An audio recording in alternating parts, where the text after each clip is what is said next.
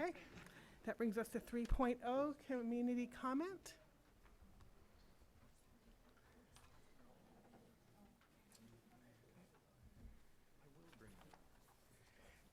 Thank you. We have one person signed up for a non-agenda related item on community comment. Mr. Prusnick. Mike Prusnick, parent.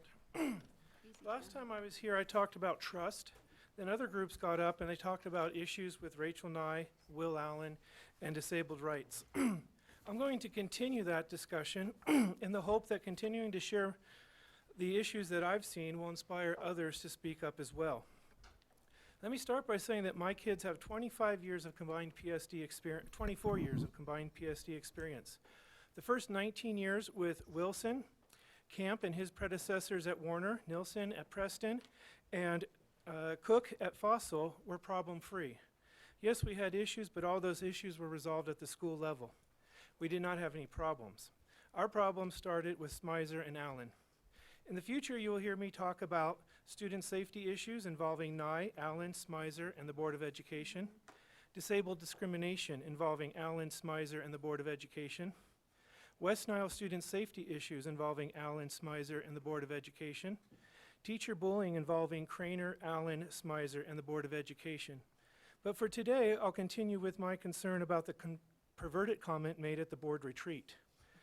During the January 26 public comments from roughly 4 minutes to 4 minutes and 15 seconds into the video, I played an audio from that retreat in which a board member is clearly heard questioning Gutowski's use of the word perverted. However, in a subsequent public meeting, open and public meeting with no expectation of privacy, Director Pedersen claims that it's simply in your eyes only, referring to me, and that people didn't know what the hell you were talking about. Well, thank you for that very polite response there, Rob. Given that a board member clearly questioned Gutowski's statement, how could it be in my eyes only? As far as the board member that questioned the statement, why do you remain anonymous? Will you identify yourself and stand up for the truth? Is your silence a condition of your employment? Rob, would you like to publicly retract your statement, or do you stand by it? As far as the issue of nobody knowing what I was talking about, I made a number of offers to meet with the superintendent and board members to explain in more detail and to make my case and to talk to you guys about it. And every one of those was rejected. So I do not believe you have a valid statement in that claim. There are a number of problems in this district, and all of them could go away very easily if you would just admit and fix your mistakes, listen to the public, take their comments seriously, and move forward. Thank you. Okay, that brings us to 4.0, the consent agenda. Do any board members wish to pull anything from the consent agenda? Okay, may I have a motion? Nate. I move that the board approve and adopt the recommended actions for the items on the consent agenda. Thank you. May I have a second? Susan. Nate? Oh my God. Yes. Susan. Christoph? Aye. Susan? Aye. Kathy? Aye. Aye. Aye. Aye. Thank you very much. And that brings us to 5.0, action items, and on to 5.1, which is the 2016-2017 technology device refresh. Dr. Smizer, who do we have with us this evening to discuss that with us? Apologize. We have Dustin, and Dustin, I'll let you introduce. Are you alone or you have a team? All right, Crystal, perfect. My name is Dustin Reinsman. This is Crystal Boyd. I'm acting as the interim executive director of IT and with Don Beijin's departure, who is due to come back and do this presentation as he and Crystal did all of the work for it, but he must be stuck in traffic coming from the tech center, so we'll do our best here. Jump to slide 2 here. Just a little background on the structure that we've used for this program in deploying after the 2010 mill levy and bond. So I won't read all of this to you guys, you can look at it, but do want to highlight that we had to make some adjustments along the way to our active life cycle in the district, mostly due to two things. Some lesser devices that we tried to use didn't hold up to our requirements internally, and we also ran into compatibility issues with the park and the CMAS testing that drove a change here. Jump in wherever you want to do. So this is just a continuation of that same theme here of which grades got devices on what years. This year, the proposal for this purchase would go towards grades 3, 6, and 9, which we will get to. So just a little bit about the process here that we've followed, and I'll put Crystal on the spot a little bit to talk to this as she lived through it. We start our initial discussions early in the year, around January, having conversations with stakeholders like our curriculum specialist, this year in particular with our CTE program director for needs that they've identified in the schools.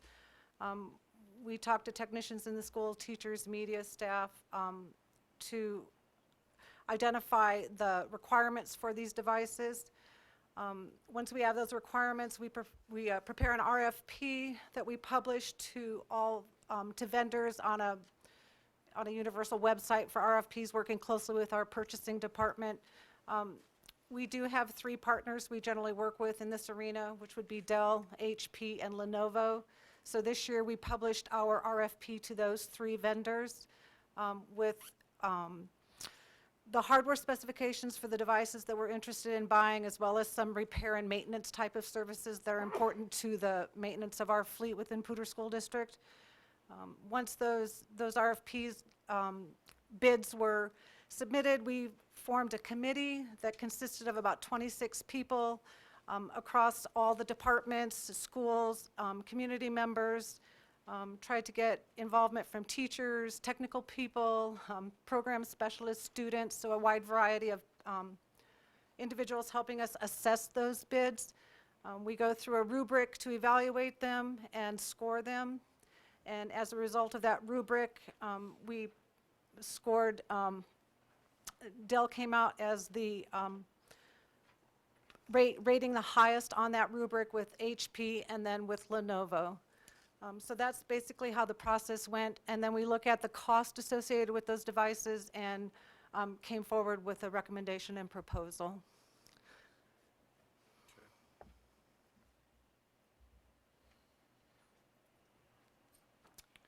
You want to read it? Go ahead. So this is the proposal that we're bringing forward to the board this year. We are suggesting that we stay with Dell on our mobile devices for students for the one-to-one laptop program that is for grades 3 to 12. We're proposing that we go with HP on our desktop devices for our instructional labs in secondary schools. And 2 models or 2 configurations of those desktop devices. One would be for a CAD workstation for our CTE programs, and another would be for a video production for CTE and non-CTE courses. So that's the recommendation. Together, it comes to about $4.3 million, and the breakdown is there for those that want to look at it. And so that is the proposal. Questions? I see that Don just arrived. Would you like to add anything? You made it. The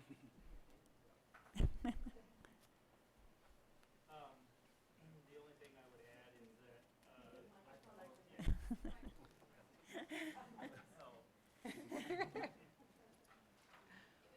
There's your printout. oh yeah, thanks.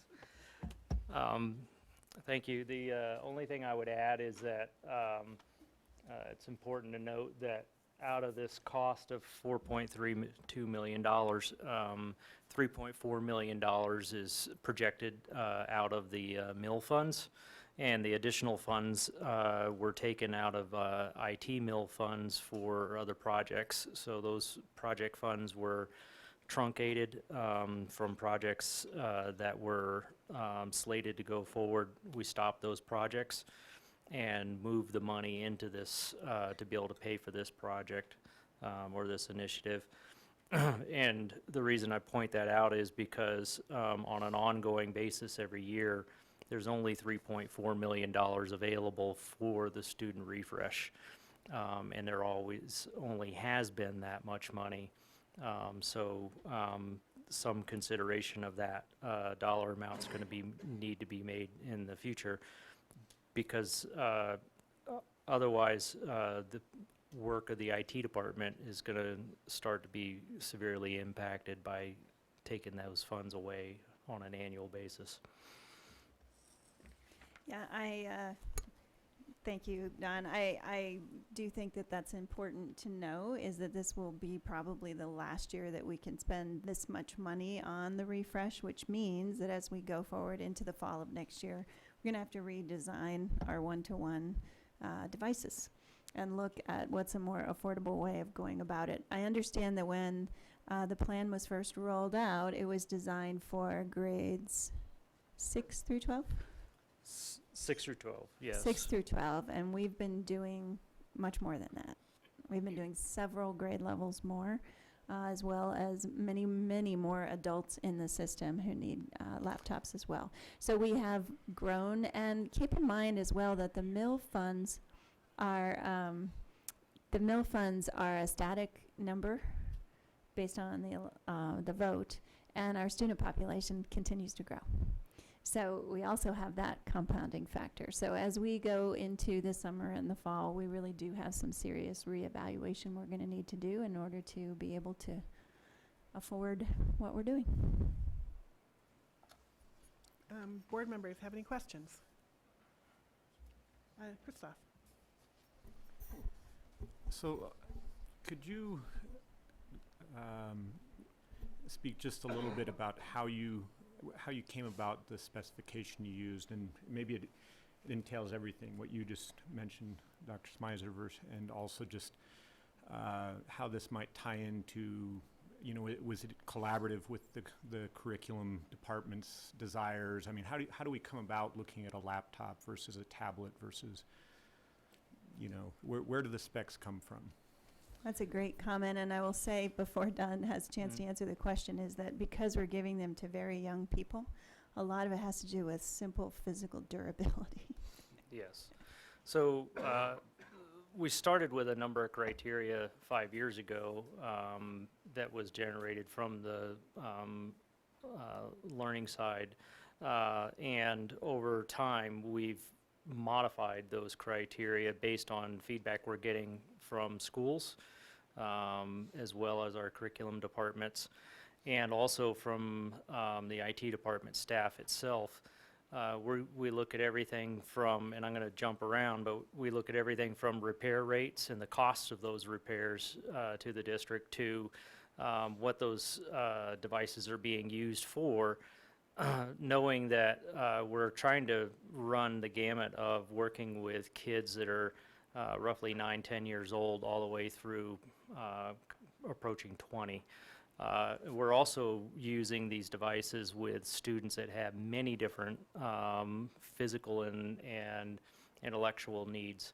So we've tried as best as we can to, while we're working as much as we can in the middle of the bubble, we also have set aside funds and specifications for devices that are on the extreme edges as well. So in those cases, we've set specifications for specific instances. So we're trying not to make everything an exception, which is where we started. There was exceptions for everything. We tried to make everything as standardized as possible. Over time, we got an exceptional amount of feedback from students and parents as well about weight, battery duration, and the physical characteristics of the devices. And then the last thing we look at is national research and national facts that are going on.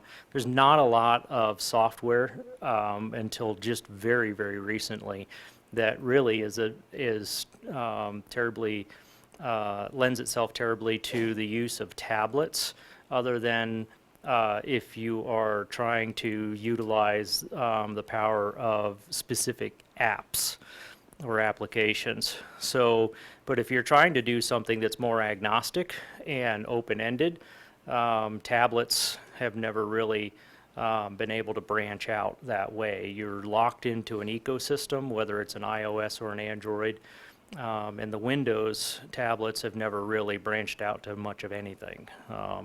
And you could look at the app stores in each of those ecosystems, and you can see kind of the results of that. Also, we look at the curriculum adoptions. What are the curriculum adoptions that have occurred, elementary, middle, and high, different content areas, the core contents, and the electives? What software is available for devices, whether it be a laptop, desktop, or tablet?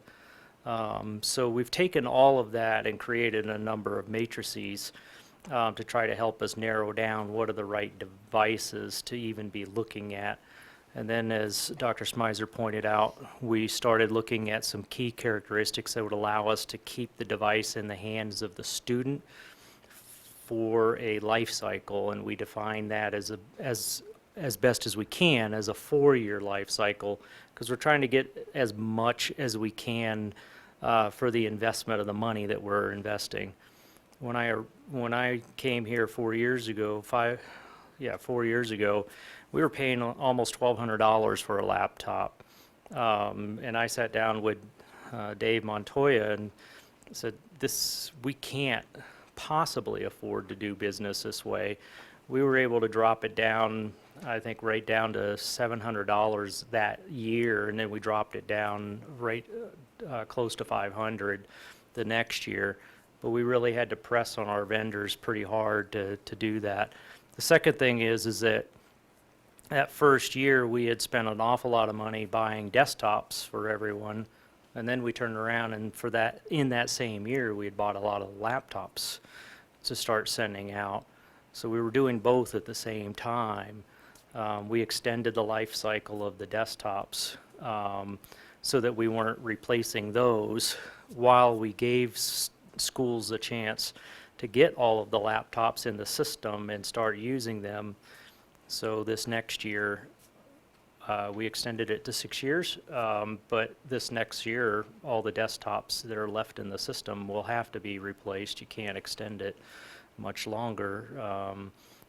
That's going to cause a bit of an issue. It's a bit of a long-winded answer, but kind of gives you the foundation of that. If I could add just one more, which you mentioned earlier, which was the park test as well. Came in midstream and had certain specifications it needed. Yes, we were 2 years down the road when the park test emerged, and the specifications for the park assessments came out right after we had purchased our second year's worth of devices, and our screen resolution was on one aspect, rather than being 720 was 600. We immediately had to go into a replacement cycle for those first 2 years of devices at elementary and middle. We had a different device. We had netbooks for elementary and middle, thinking we could kind of skim a little, and that's the point at which we went to a standard device for elementary, middle, and high, rather than trying to cheat ourselves. I think it was an important lesson for us to learn as a system was we really don't save anything by trying to do that. And we did receive quite a lot of feedback from the elementary and middle schools about the performance-related issues on those devices as well. Thank you. Rob? Yeah, I have a couple of things. So in terms of funding this, none of the money that goes to the schools directly for their technology needs has been redirected for this. Is that correct? That's correct. None of it. Okay, good. And I guess the other, sorry, thanks. I guess the other question is more one for Dr. Smizer, and that's To the extent that we have to refigure our one-to-one program or reallocate dollars to support it and whatnot, I'm assuming that you'll come back to the board, at least to let us know what's going on, so that we can Absolutely. be good representatives to the public and whatnot. Thanks. Other board members have questions? Okay, I think what we need now is a motion to approve this. This is an action item this evening. Would any board members like to make a motion to approve the 2016-2017 technology device refresh? Susan? You said it so well. I move that the board adopt the 2016-2017 technology device refresh. And may I have a second? Myra? Nate, Yes. Christoph, Aye. Susan, Aye. Kathy, Aye. Rob, Aye. Carolyn, Aye. And David. Aye. Motion passes 7-0. Thank you very much, you guys, for presenting tonight, and thank you, Mr. Beijing, for coming all the way back up here to help with us tonight. We really appreciate your struggling through all the traffic to do that, so thank you for coming tonight. Thank you. We appreciate it. Okay, that brings us to item 5.2. At this point, I have 4 people who are signed up to give community comment on that item. Has anybody else who wanted to talk, give community comment on the long-range plan who didn't sign up come in since then? Okay, so I'm going to put the list back here for just a moment, and we're going to let Dr. Smizer make a few remarks prior to beginning this, and then we'll give everybody their time. Is that all right? Okay. Yeah, if you guys could come back and sign up on the sheet, I'll put it right here behind me. Well, I think that you have heard me comment on this long-range plan a lot of times. We've been working on this for a long time, so I just want to reiterate a couple main points. One is this is primarily a long-range plan update that is contemplating the growth that we are experiencing in student count. So this is primarily a growth-oriented plan that is mostly about new school construction and additional space for students, whether it be on playfields or in classrooms. Every school in the district, including the charters, gets something from this bond, not all on a pro rata share, but in everyone is represented. I would also like to point out that many people in our community don't realize that our school district is not the boundaries of the city of Fort Collins, but that we extend out and include parts of Timnath, Wellington, Windsor, LaPorte, Stove Prairie, Red Feather, Livermore, all surrounding areas, and that the schools in those areas and those residence areas are impacted as well with this growth. And that if you live inside the Poudre School District boundaries, you do pay Poudre School District property taxes. And then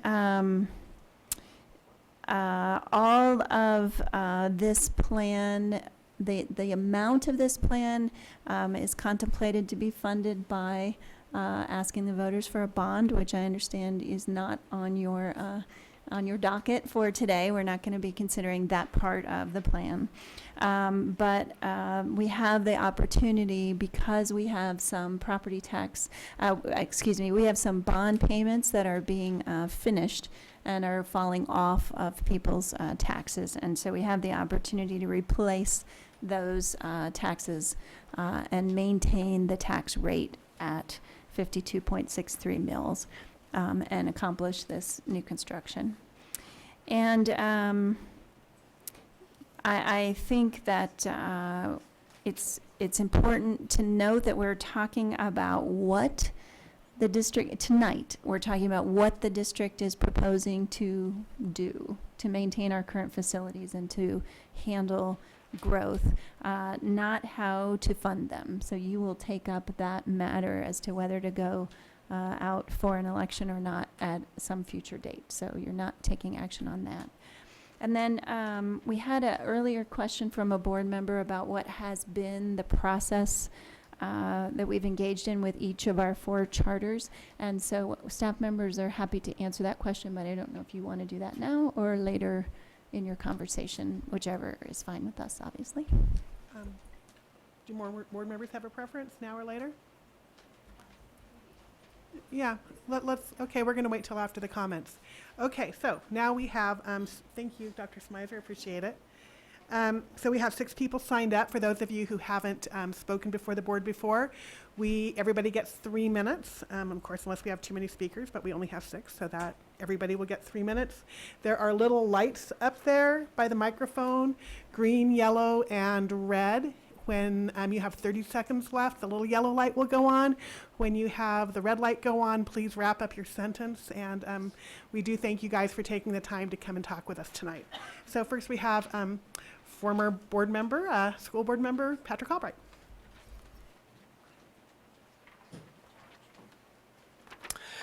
Well, good evening, board members. Well, tonight could be the night. Decision time. I remember sitting in those seats on nights like tonight when the sheer weight of the volume of information and requests and comments that we had to sift and process and read through until we went cross-eyed is weighing down on your shoulders. But all the concerns about information and concerns about process and concerns about form can really distract from some very basic questions. Questions of values. Do we truly value the various educational choice options that we have in this district? Questions of ethics. Is it ethical to ask parents to pay a tax for education and not have their educational institution of choice receive a fair amount of that tax in return? So those are very basic questions, and to help answer them, I think it helps to be reminded that the 7 of you are leaders. Okay, the buck stops with you. The only people you're answerable to are the people who you represent. You know, not the staff, all right, not the committees, but the citizens who have entrusted you with the power that you hold.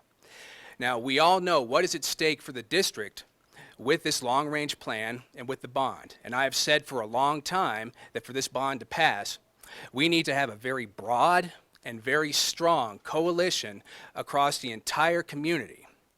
Now, the parents of our charter schools are a great resource to make that happen. They have tremendous energy, tremendous support, and tremendous effort if we are given an equitable and fair amount of this bond. Not a token piece, but real equity. Now, we want to be on the team. We do. Whether or not that happens is a decision that rests with the 7 of you, the 7 of you alone. Thank you. Thank you, Patrick. Next, Mike Prusnick. I'm here to urge you to reject the plan here tonight. There's a lot of problems with it from my perspective. The first one is I feel this is not actually a long-term plan. I feel this is a short-term plan. It talks about immediate needs and what schools you need to start building immediately. Through the discussions, I've been told that we will need a tax rate increase in about 5 years to build Wellington and Timnath middle schools. There's about 1 sentence for that in the plan. We need more information such as the number of seats, the estimated costs, the estimated mills. From my perspective, this plan in front of us today is only Part A, and I cannot support it until I find and understand Part B. Another concern for me is the football-related stadium. Football head injuries is a big concern for me. The NFL has recently talked about how its safety equipment that met all federal standards, OSHA standards, UL standards, insurance standards, failed to protect from head injuries. One of the meetings, Smizer was asked about it, and she said that she trusts CHAZA. And I feel that we need to be looking at the NFL data, the PhD research, and you guys have tools such as lengthening the amount of time off after concussions, even if CHAZA won't cooperate. And until I see progress with that, I can't support any plan that has a new football stadium. With $500 million in deferred maintenance, I would suggest that the plan that I could support would look more like this. A mill levy override to eliminate the annual deficit for the high and medium deferred maintenance items to existing schools, a bond to cover the outstanding high and medium deferred items, a mill levy override for the operations of existing schools, and a bond for modulars for Timnath and Wellington growth until they're willing to pay their own way for permanent structures. I'm concerned that $40 million in deferred maintenance divided by roughly 50 schools in the district is less than $1 million a school, and that is just not adequate for a $500 million deficit. I'm also concerned that 160,000 people in Fort Collins are not going to buy 15,000 people in Wellington and Timnath schools. The corporate welfare in Timnath is creating an economic boom at the expense of Fort Collins. Sam's Club has been a ghost town since Costco opened, and that will only continue. 34% of our community is on free and reduced lunch and cannot afford to vote for this bond. And as I go through the question and answer list, $608 million from number 41 divided by 3,775 students, that's $161,000 per seat. And at the same time, we just recently saw that Liberty Common got, I think it was the top 5th school in the nation, our charter school. And it leaves me concerned that spending the money we are is not as efficient, and we should be looking at other options. Bye. Thank you. Next up is Linda Levy. Or Levy, I'm not sure if I pronounced that correctly. Levy. Okay, got it. Thank you. Well, I'm not a speaker. I'm just a mom of a charter school kid. And my kid is in 10th grade at Liberty, but she didn't start there because it's a lottery system. And when we we moved to this town 21 years ago. My parents, when my dad was retiring from the Air Force, joined Woodward Governor 34 years ago. And so we've been active members of this community, but my brother and I were never educated here. He was already at School of Mines. I had finished at Colorado College and was at DU for my master's. And then I started a company here. And we're very committed. We supported the public school mill levy that came through. And then when we had a surprise when I was 40, we decided to go the charter school route, but we had to get into the lottery. And we found out we didn't get in first time through. And I have the feeling, in fact, I can name 3 parents that I know that that's the experience for. So there's a lot of demand for charter schools and not as much space as people want. So we chose it for our school because my husband is a spatial learner and a kinetic sort of guy. He barely made it through Cal Poly with spelling, but he is a brilliant engineer. And I'm very linear, and I would have loved anything you threw at me with books. So with our kid, choosing the charter and Ridgeview was great, right up into the point that she fell in love with volleyball. They have no gym. So we ended up using an alternative, expensive club route to get her some volleyball time, and then we ended up switching to Liberty for high school because they at least have a gym at the elementary school. As you know, there's no gym at the high school. So we're just asking not for any special treatment, but for an equitable share of the bond funds for the demand, I think, that's out there.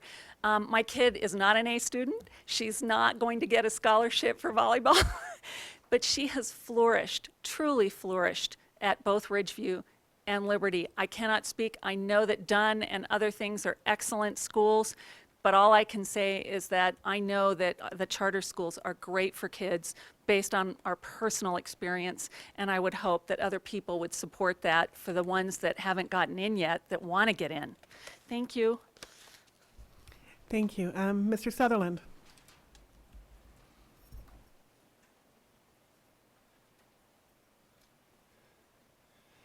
Good evening, Eric Sutherland, parents of an 8th grader in Poudre School District, and just start by saying I really do want for nothing more than to have every kid in the universe to have the same quality of education, learn the same sort of things that my son has in this school district.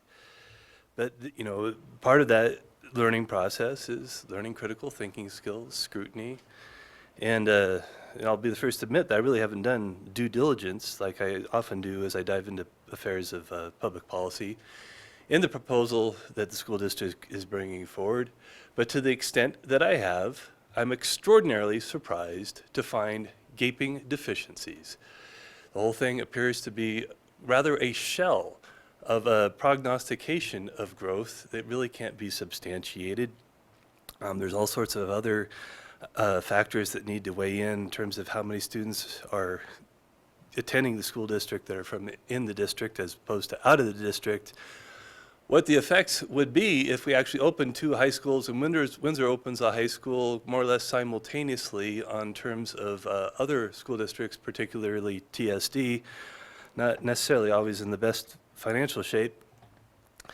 And, other questions like that. And, quite honestly, it's been my experience that getting answers to these questions has not been an easy task. I believe that the forums that were held had a certain amount of sanitizing effect, not really delving into subjects the way the largest tax increase that might ever have been put before the voters of this area deserve. And in that regard, I think back to where I was when I started the whole thing on the basis of the significant disparities that exist between who's going to pay for this and who benefits, that the only reasonable choice that voters have at this point is regrettably no. And I'll just turn to the $1.25 million sitting in the accounts of the town of Timoth, collected for the purposes of schools that nobody can give me an answer for. What's going on with that money? Every other jurisdiction in the district is contributing payments in lieu of school lands to the district, except for the one district that has scammed the system so that they can build really literally thousands of residential units without paying an extra dime to the school district. So we have disparities locally, we have disparities statewide in terms of property tax general fund mill levies.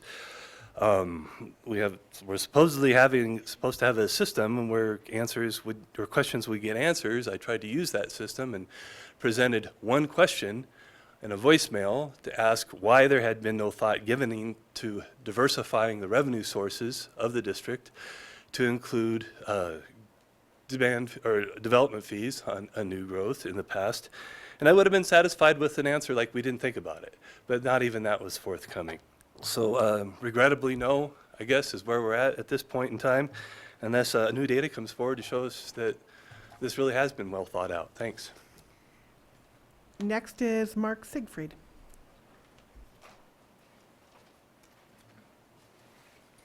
Hello. I've got 4 kids. 2 of them are in Liberty Common right now, and I was very surprised when I got the email that said they would get from this $40 million bond fund that they would get about $150,000 out of that. And so I got out my calculator, and that was 0.3%.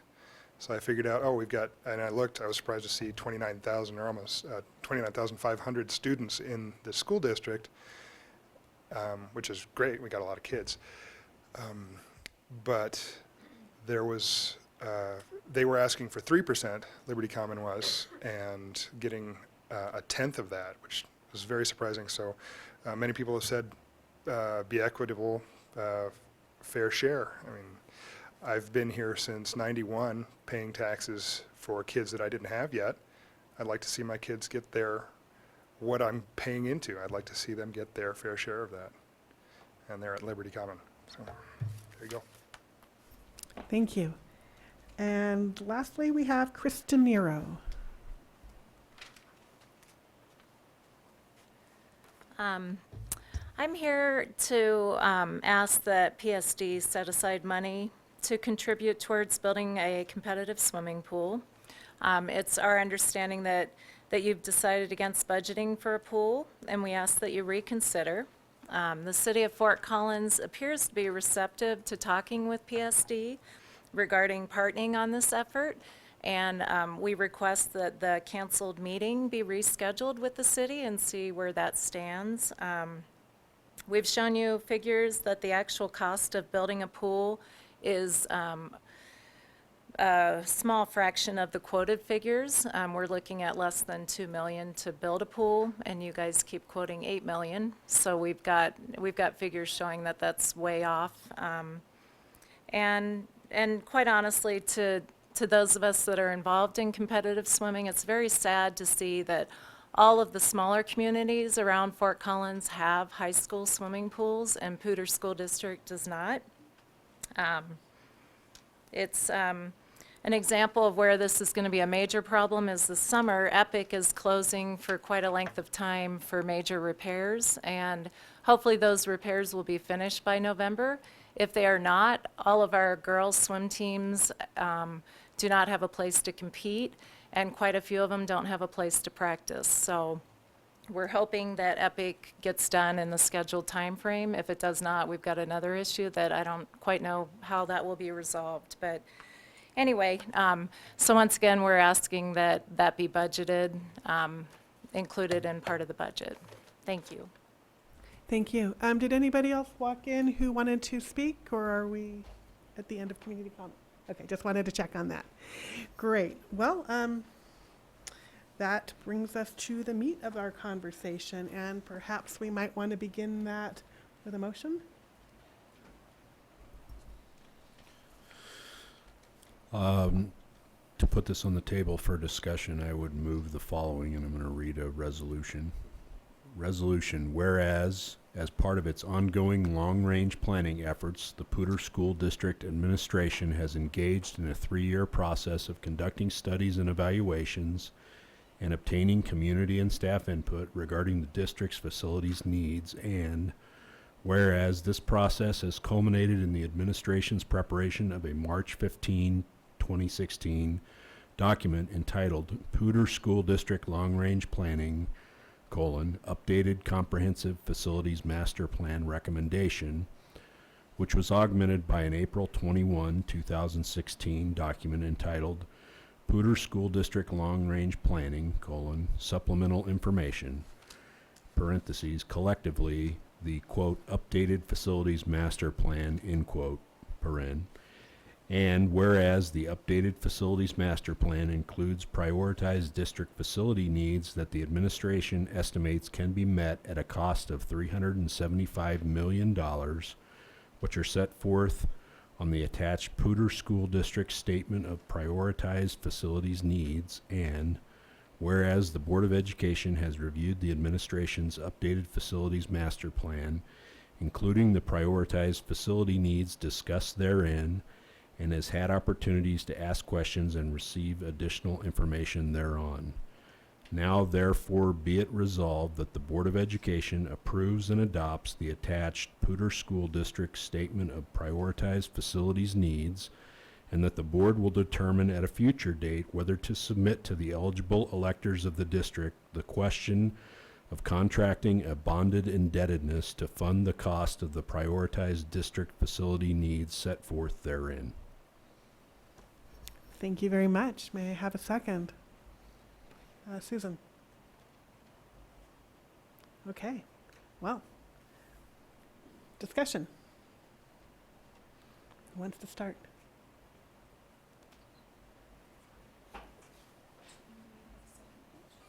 I don't think that's part of it.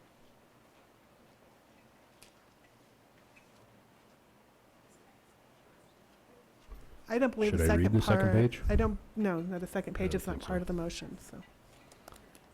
Okay. It's referred to in the resolution, so. Right, You could so- You could read it if you want to, but it's simply referenced, and it is not the resolution. It's a document attached and referenced by the resolution. It's up to the board whether it wants to read that. I don't think it's necessary, but do the board? Okay. Great, well, would anybody like to discuss this, or, yes, Christoph?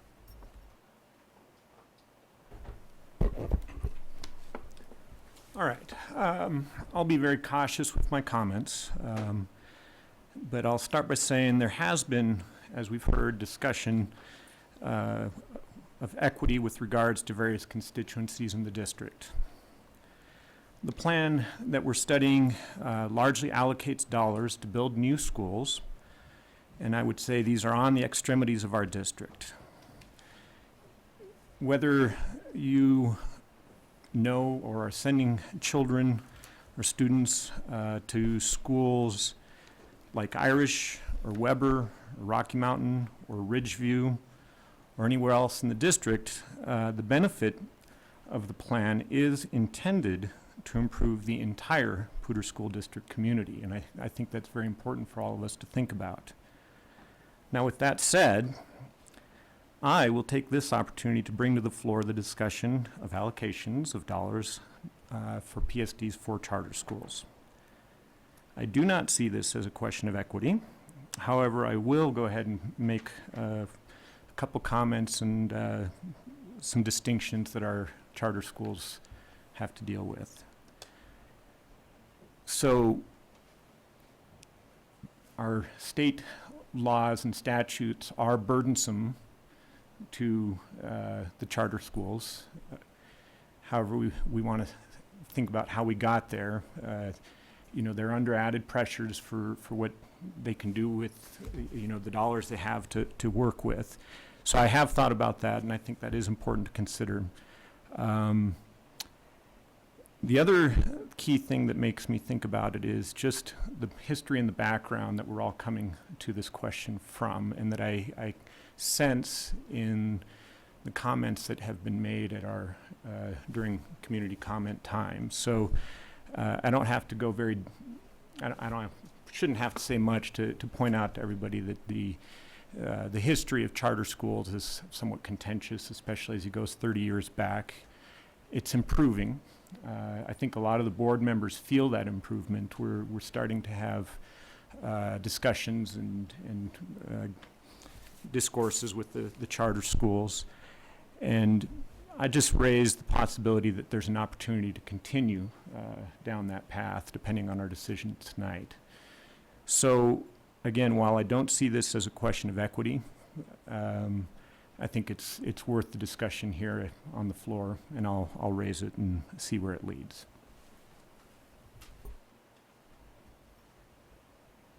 Carolyn. And I too had this week had some questions about the funding for the charter schools, and I spent a bit of time this week investigating how the funding was done, not just for the charter schools, but for all the schools, because the funding wasn't done on a per pupil basis. It was done on need, and there was a lot of other factors taken into account. And I also spent a little bit of time asking Sandra and Todd about how they interacted with the charter schools during the funding process. And I actually would like to ask Todd if he would like to share a little bit about the process for funding and how we came to the numbers that we did for the charter schools. I think those are two separate questions. I think about the process question.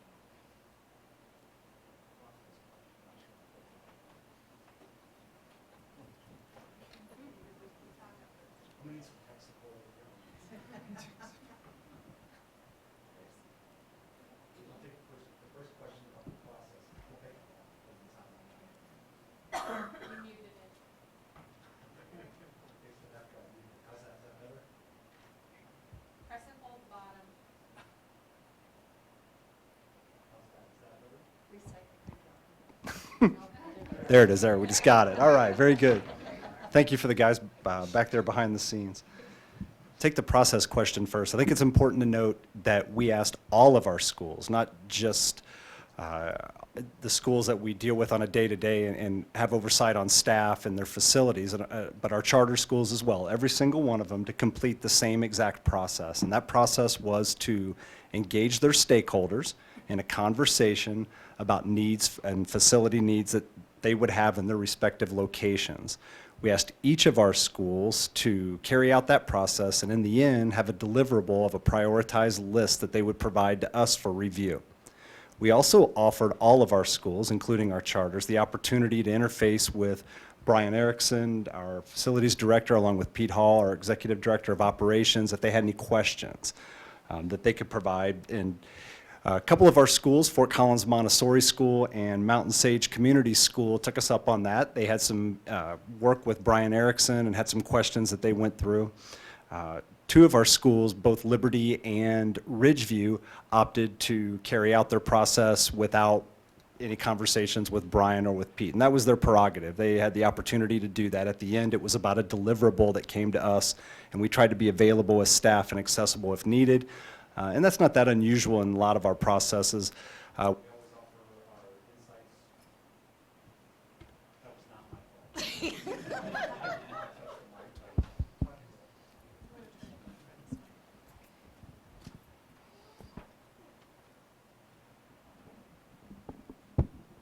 There, that sounds a lot better.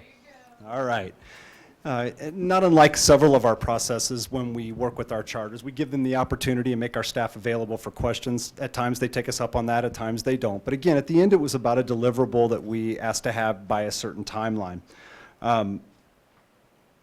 Those requests were handled, again, Montessori and Mountain Sage went ahead and worked with Brian. They worked on their list and they provided that to us.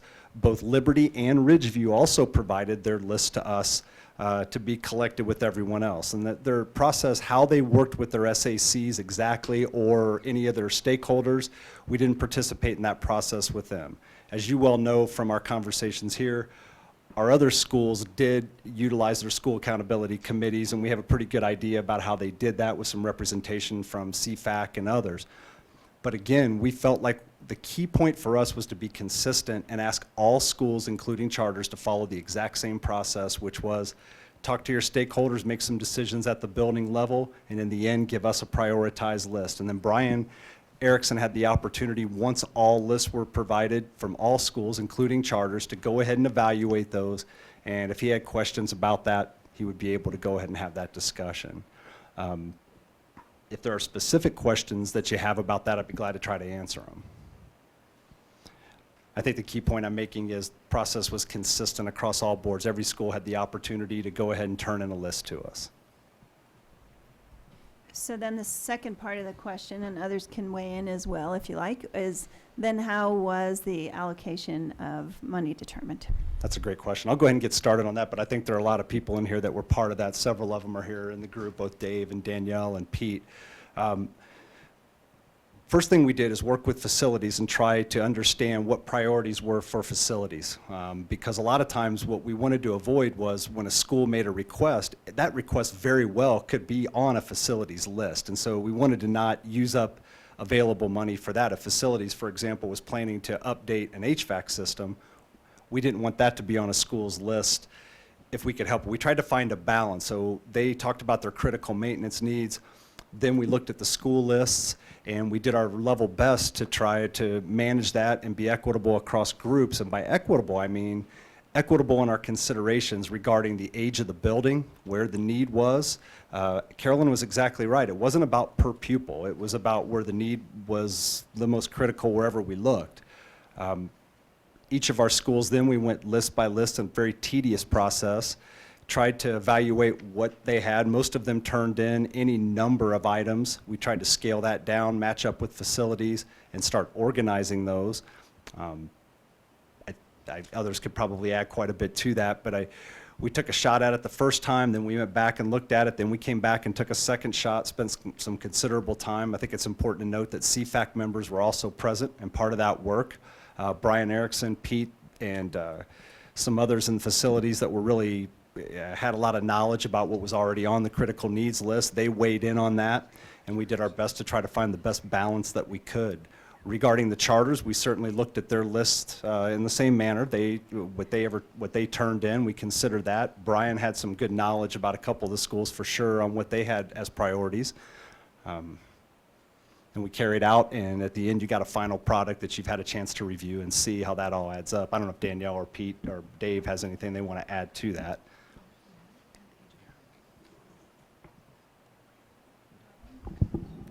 Pete?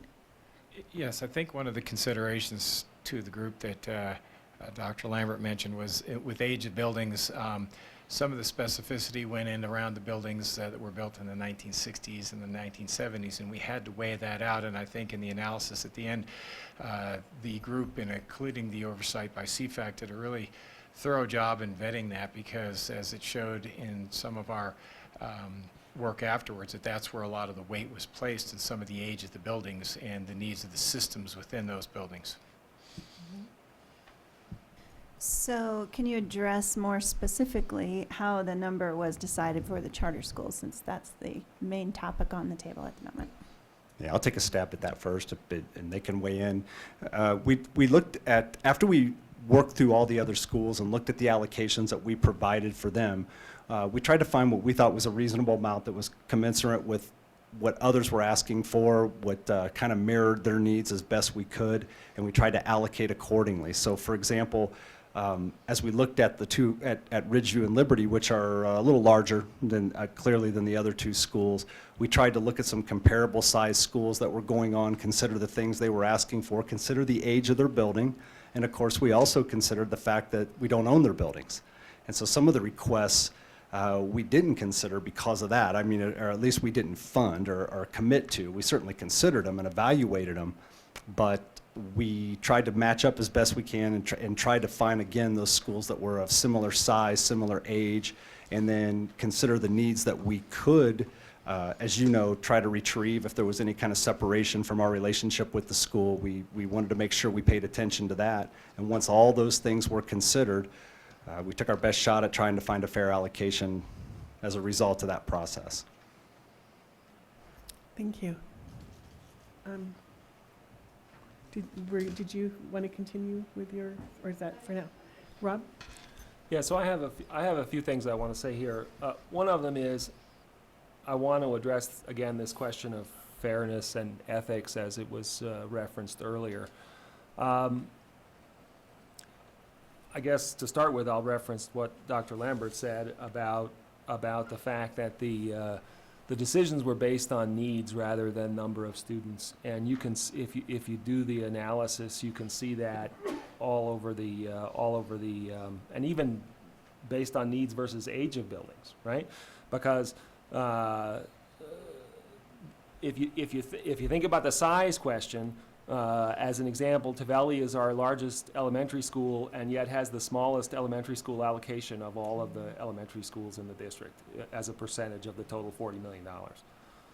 Lincoln is on the other side, Lincoln is our second smallest middle school but has the highest allocation relative to middle schools. That's because Lincoln has a lot of needs and Tavelli doesn't have as many needs at this point. I mentioned last time Fossil Ridge is our largest school, but has the 10th largest allocation, again, percentage-wise.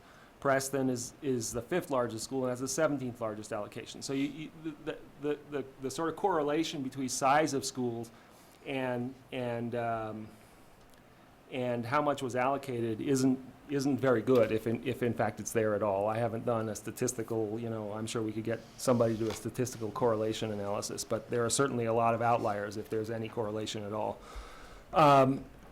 Secondly, with regard to age, if you look at the list, Stove Prairie was built in 1896 and is getting less than either Liberty or Ridgeview. Centennial was built in 1907 and is getting less than Liberty or Ridgeview according to the current plan. So, I mean, you could go down the list and you can see that there are like 14 schools getting less than the amount proposed for Liberty, 9 getting less than the amount proposed for Ridgeview. Fairness and equity is an important goal. But you have to understand the basis on which that fairness is judged, right? And fairness in this case is judged primarily on the basis of needs. I would also say that we have an important question on the table that, again, Dr. Lambert referenced, and that is the question of are we prepared to invest public dollars in the capital needs of the charter schools in a way that can't be retrieved if the charter schools were to go out of business or to become an institute charter school or otherwise sever their relationship with the district. And there are some legal questions with regard to that. If you look at some of the laws surrounding charter funding in terms of bonding, there's an expectation in at least one of the laws that we would take an ownership. We, the district, the public, would take an ownership interest in the charter schools, in any charter school in which that kind of money was invested. It's not clear to me, I haven't heard anybody from the charter schools say that they're interested in that kind of a deal. But even if they were, there are issues with regard to the loans, for example, that Ridgeview or Liberty might have on their buildings, and would their lenders be open to the idea of somehow sharing a piece of the pie with PSD as representatives of the public? So I think it's a fairly complicated question there with regard to capital improvements that for which we can't retrieve value in the event of a separation. I guess one other observation I'll make before I sort of conclude the comments I want to make at this point, and that is that there was a reference to Liberty getting about 10% of what they asked for in terms of dollar figures. I think that was the number that was referenced. I will observe that with $500 million in requests from our existing schools, $40 million is a little less than 10% of what was requested. So, again, it isn't strictly a numerical issue, as I talked about earlier, but if you're going to put it in numerical terms, there's also that to think about. So finally, I want to say that having said all that, I am open, let me put it this way, in the interests of supporting a closer relationship between ourselves and the Board of Education, the sort of PSD administration as a whole, I am at least open to the idea of hearing thoughts around how we might be able to increase some of the allocation to the charter schools. I don't have a specific proposal in mind at this point, or that I'm prepared to put out on the table, but I'm open to hearing more about what's possible and what's not possible there. And as it relates to the second request, which is freeing up the ability of the charter schools to use the money for capital improvements for which we can't retrieve value, I'm open to that only to the extent that the charter schools are prepared to work with us on an ownership basis or some other way to retrieve value if the relationship is severed. At least that's where my current thinking is, and this is a complicated and difficult question, as I've tried to relay here, and I'm hopeful that the conversation here will help us to clarify what it is we want to do here. Other board members, David. Testing 1, 2, 3 here, make sure the way it's been going here. Just don't use that. Make sure it's fine. I want to say a couple of things. First of all, we got an awful lot of letters from folks in charter schools, and I hope they copied those letters to the principals of the schools they were representing, because I think it makes a wonderful testimony to the quality of the schools and the support of the people, and probably makes good ad copy down the road if that's what you're doing. I mean, it's a real resource, and it's a testament to the support, to the loyalty, and all of that. In reading these things, one thing struck out, and I think it's carrying on a theme now, and that is the use of the word equity. I don't think equity was ever defined in any letter I saw. It was, we want equity. Well, what does that mean? Is that, what percentage is it of this? What is it of that? And some people would say, we're only getting, 0.21. We need more than that. And nobody really ever came in, and that's why I think it's important to look and discuss some of the stuff down the road if that's what we're going to do, because it was never clear to me. I would say everything from maybe another $100,000 all the way to $26.8 million. And I can fill in mostly at the lower end of that spectrum, but I was struck that we weren't defining that at all. And when I would look at this and I would see the equity and say, well, what do they want? Equity. What does it cost? Don't know. And that bothered me a lot. It was wildly open-ended, and I felt at times almost like it was a sales pitch where you get your customer to agree to a concept, equity, and you tell them later what it is. and that bothered me going forward. And I think in that regard, I'm not quite sure where these proposals would go, willing to go down some of those avenues, but I would like to have a clearer sense of what specifically we're looking for. We have answers, but I don't think that works here.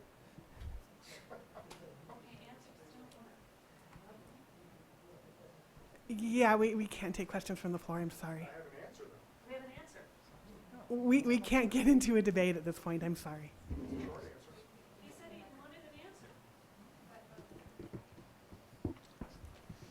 Could have been partially rhetorical. Okay, other board members have thoughts? Well, I'll share a few maybe. Oh, Susan. No, Susan, go ahead. You know, with questions of money, I always go back to the fact, and I think a lot of you can identify with this, we all, whether we're single or whether we have families, we all have budgets. And we work and we earn a finite amount of money. And so we allocate what we spend that money on based on need. So if you have changing needs, then of course you reallocate your money, but it's still a finite amount of money. And so you're going to have to borrow from something in order to pay something. And I think that's what I hear here, is that we have a finite amount of money and that we assess the need and that money was allocated. So if charter schools were wanting more of the money, then we would need to know what other schools would have to be borrowed from in order for your needs to be met. That's how I perceive it. Okay, I'm going to go ahead and share a few thoughts. I agree that I think that I think our current charter schools generally and our current board generally have really worked to try and have a positive relationship. I really think that's a true statement.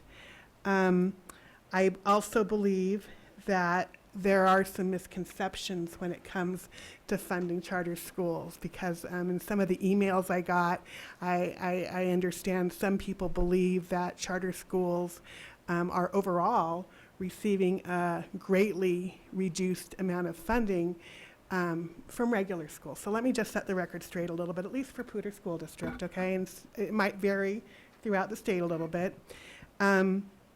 Total program dollars are allocated at 100% for every student in charter schools, less 2% for district administrative expenses as specified in each charter school's contract. Now, I believe that same 2%, if it was a non-district charter school, the State Charter Institute also would take that 2%. It takes sort of the lower number. Some districts do take a larger percentage. We don't. We also have a policy in our district of providing mill levy override dollars, some mill levy override dollars to charter schools, as we do to our regular schools, if those charter schools were in operation at the time the mill levy override passed. And the reason for that is because we have to ask our voters to approve mill levy override dollars and explain how they're going to be expended. So if the charter school didn't exist at the time that passed, we can't in good conscience hand out dollars in a way that our voters didn't authorize. Also, federal funds that we receive in a proportional allocation for charters, agreeing to all conditions of federal grants received by the district. So if there is an agreement to spend them in that way, they are getting those dollars too. I understand that in some districts it might be handled differently, but that's how it's handled in this district, because we do like to think that we are trying to treat everybody equitably. And equitably, as we've been explained to many times, especially in our conversations around the opportunity gap, or some people call it the achievement gap, equity is not always equal. also, people have said that we are not following the intent with this proposal of the Charter Schools Act. Well, so let me read to you a couple of portions of the Charter Schools Act. 22-30.5-404.4. The board shall also determine the priority of the charter school capital construction need in relation to the capital construction needs of the entire district. So we as a district have to develop facilities plans on an ongoing and regular basis. That means that we, in our facilities department, for all the facilities that we own, we need to determine what's important, what needs to be done, what are the critical needs, what are just the wants. We have to prioritize all of that within the budget. We don't always have a good idea necessarily of what all the needs in the charter schools are, which is why we have to go out and ask. But some of the things we consider are the age of the buildings, the quality of construction at the time the buildings were built. Some buildings might have received work in a previous bond, and so maybe they don't need as much work now. So it's really not a per pupil kind of thing. Most of the charter buildings, as my understanding, are less than 15 years old, whereas most of, I believe, our buildings are more than that. And then I wanted to read one more section because I thought it's very important, 22-30.5-404.6. Also part of the Charter Schools Financing Act. Notwithstanding any other provision of this section, no bonds shall be issued for the purpose of financing charter school capital construction unless the charter school that is to receive bond proceeds and the district have entered into a contract specifying that the ownership of any capital construction financed by bond revenues shall automatically revert to the district if the charter school loses its charter, fails to pay for the capital construction, be financed by bond revenues, or becomes insolvent and can no longer be operated as a charter school. So I guess my point in saying that is I want you to understand that it's not that we don't want charter schools to be able to use district funds for carpeting or for putting in an HVAC system or building a new roof, but we are limited by the law for the things that we are allowed to do, especially with property we don't own. Now, I know there have been examples given of other charter schools and other districts where the district has invested a large amount of money into a charter school. Let's take a recent example of the Peak to Peak Academy, I believe it's called, down in Boulder Valley. In that particular instance, Peak to Peak signed over $10 million worth of their building value in return for the $10 million to the district, in return for the $10 million that the district invested into the school with their bond money. So that's kind of how it works. That's what the law says we have to do, and we cannot, or I don't think this board is willing to, flaunt the law. It's just not the way we do things. Just a couple more things, and then I'll let somebody else talk. When charter schools come into existence, there are things that they don't have to do that regular schools, public schools do have to do. They get waivers for a number of items. Some of those are automatic waivers, some of those are granted as part of their contract. They also have governance of their own facilities. They have their own boards. They are actually very distinct from how the regular schools operate. And so therefore, it's sort of a trade-off, right? You get some things, you don't get other things. And that's kind of what being a charter school is, or going to your public school. Going to a public school, charter schools are public schools, let's not go down, but your regular public schools that are part of the district and operated and governed by our school district board of education, there's things that you get for being in that group, and there's things that you get for being in a charter. So I'm just saying it's separate, but in its own way, it's just different. And lastly, I just want to say that overall in Colorado, we have a lack of funding for public education. It's not for charter schools, it's not for regular public schools, it's for all of us. No matter what public school you're in, we are one of the lowest funded school districts in the state, and the only way that we have to go about getting money for public school buildings is through these bond allocations. And so that's kind of where I am. It's not that there's some idea that we don't want to be fair and equitable. It's that we're trying to be fair and equitable. And honestly, at this point in time, at this very late date, when this process has been in the works for months, when we've had over 165 community meetings for the last 2 or 3 weeks to be peppered by letters coming and saying you're not being fair, tell me, after we've gone through this entire process for the last year, where are we going to take the money from?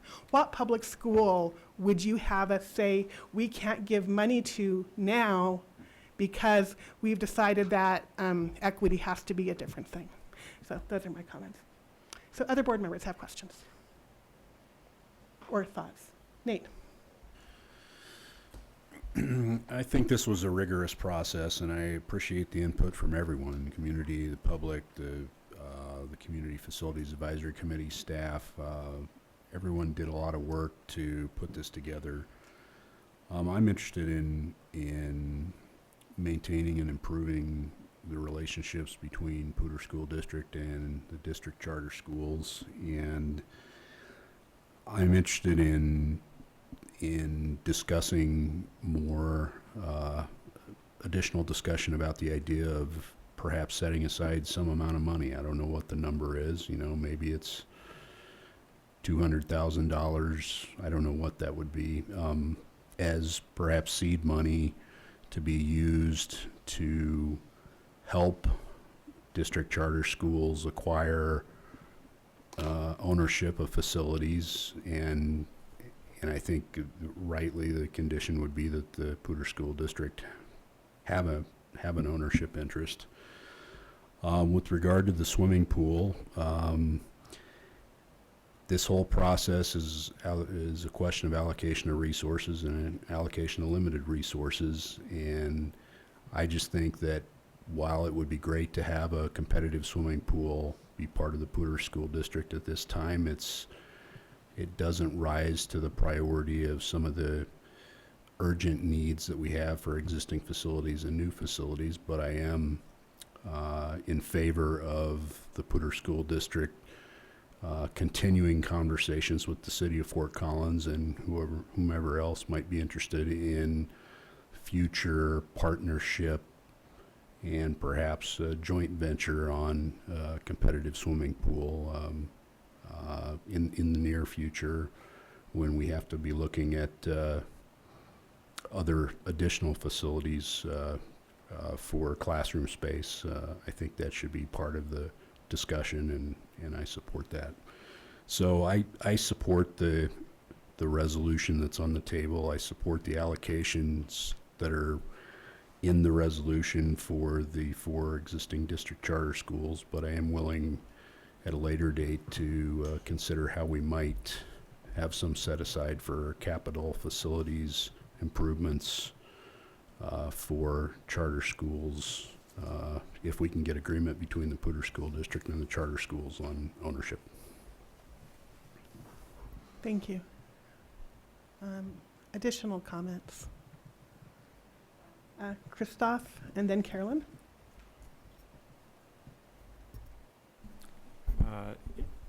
In reviewing the second page of our document that shows our prioritized facilities needs, it did occur to me that one possibility might be to add at the very bottom where we've listed the priorities, if we have dollars remaining at the end, maybe come up with something like Nate's talking about.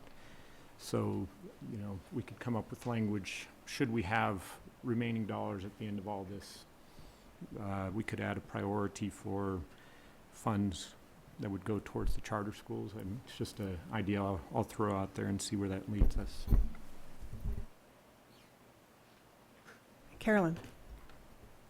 Well, I think I'd like to reiterate on what Rob and Nate have said. I would like to see us start to get creative and look at other ways that we can help charters, whether it's through combining our buying power, adding them in with when we're buying carpet or when we're buying lockers, so that we can obtain equipment for them cheaper. I'd like to see us co-op in the future on projects. Maybe I've talked with Bob Schaefer about maybe a play field. Maybe there's an opportunity there in the future for us to purchase some property together and look at a playing field for Liberty High School. But I think that we need to start thinking outside the box when it comes to the charter schools and about how we can improve our relationship with them and how the district can use the resources that we have to help them out. And I'd like us to take a more vigorous look at that and work harder on it. I don't know that I'm in favor of changing the allocations and the resolution as it is, but I wouldn't mind us, like Christoph says, maybe at some future date here, you're seeing what the budget looks like, and if there's extra money for some of these projects like that for co-opting on something, I'd like us to see us work harder on that. Oh, David. I just want to add one point on that when we start to say if there's leftover money, there's $450 million worth of deferred maintenance as well. And I don't know how those fit with, with allocating it all towards anything left over. Krista? Oh, Susan. I'm not quite sure who started with the idea, and probably Nate. I do support the idea of trying to create a sense of co-ownership between the charter schools and the districts, if that's possible.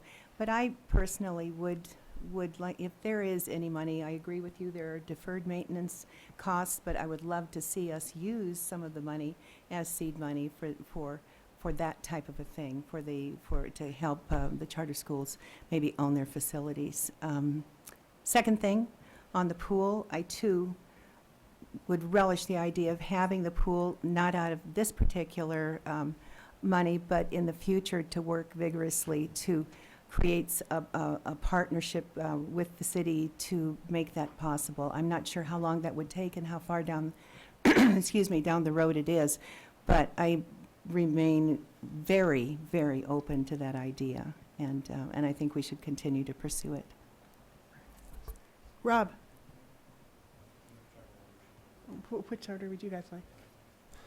Rob Okay, and then so Christoph. I want to build on a couple of ideas that I've heard.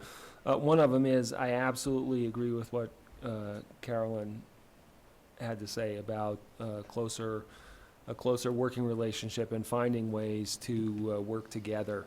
It's something that I've been interested in for years, long before I got on the board, and I think it at some level, that's going to be redundant. It's at multiple levels, right? I think the board, it would be an idea, for example, to have a board liaison to the charter boards, that kind of thing. I mean, so that those communication channels are always open, and they're not only opened when there's a contract renewal or when there's a bond election going on or a mill election or whatever.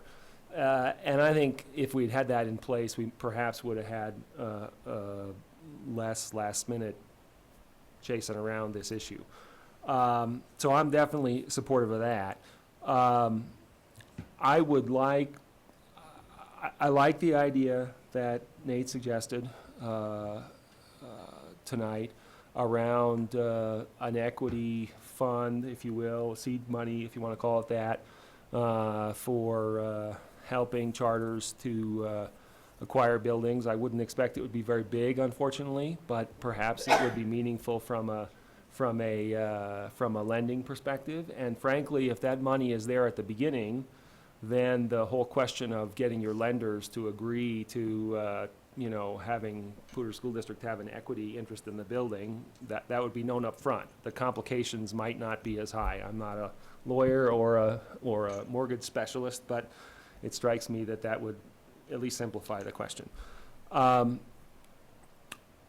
And I would like, frankly, not to have, I'm concerned, while I appreciate the proposal about if we have money left over, I think there is the question of deferred maintenance and how are we going to prioritize those things. I think there's also the question, frankly, of you know, what does leftover mean? Right? Exactly where do we get to the place where leftover is leftover, right? And so I would be in favor of setting aside some money, again, a relatively small amount, maybe 200,000 was mentioned, I don't know, out of the current, you know, changing the resolution here, to support that kind of a seed money situation. As for where the money would come from, I think I don't want to be flip about this, but 200,000 out of 375 million strikes me that we ought to be able to find a place to do that even without pulling it from the existing schools. I mean, there's reserves and other things that at least deserve some consideration. At least what I would like to suggest, and I'm not sure that I'm making a resolution right at the minute, or, you know, a motion right at the minute, I'm just floating this out there. I would like to perhaps suggest that the administration consider the conversation that's happened here, perhaps with the idea of this 200K equity thing, and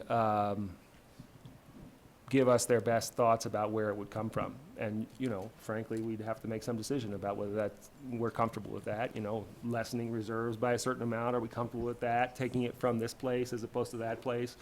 Can we spend 200,000 less on the, you know, the athletic facility? I don't know. I'm just saying, I would not want us as a board to specify, take it from here. I'd want to hear what the alternatives were. So I guess I'd like to be a little more firm about that idea.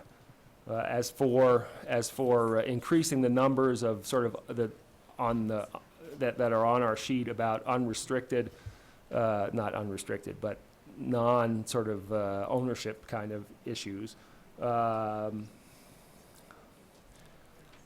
Again, I think it's worth some amount of call it goodwill, call it what you like, in terms of holding, how do I want to say this? In terms of a statement of our desire as a district to continue to improve our relationships with the charters, to invest again a relatively small but nevertheless non-zero amount of additional funds in that area as well. Christoph, I believe you were next. I forget I get a chance here. I'm going to preface this by talking a little bit about this question. I don't remember who was talking about the needs and how they weigh into the discussion, how Dr. Lambert discussed the process. The one thing that I would throw back out there that may not have been fully considered with regards to need is back to just the added burdens that these charter schools are under. And we understand they go into these charters knowing full well what they're dealing with.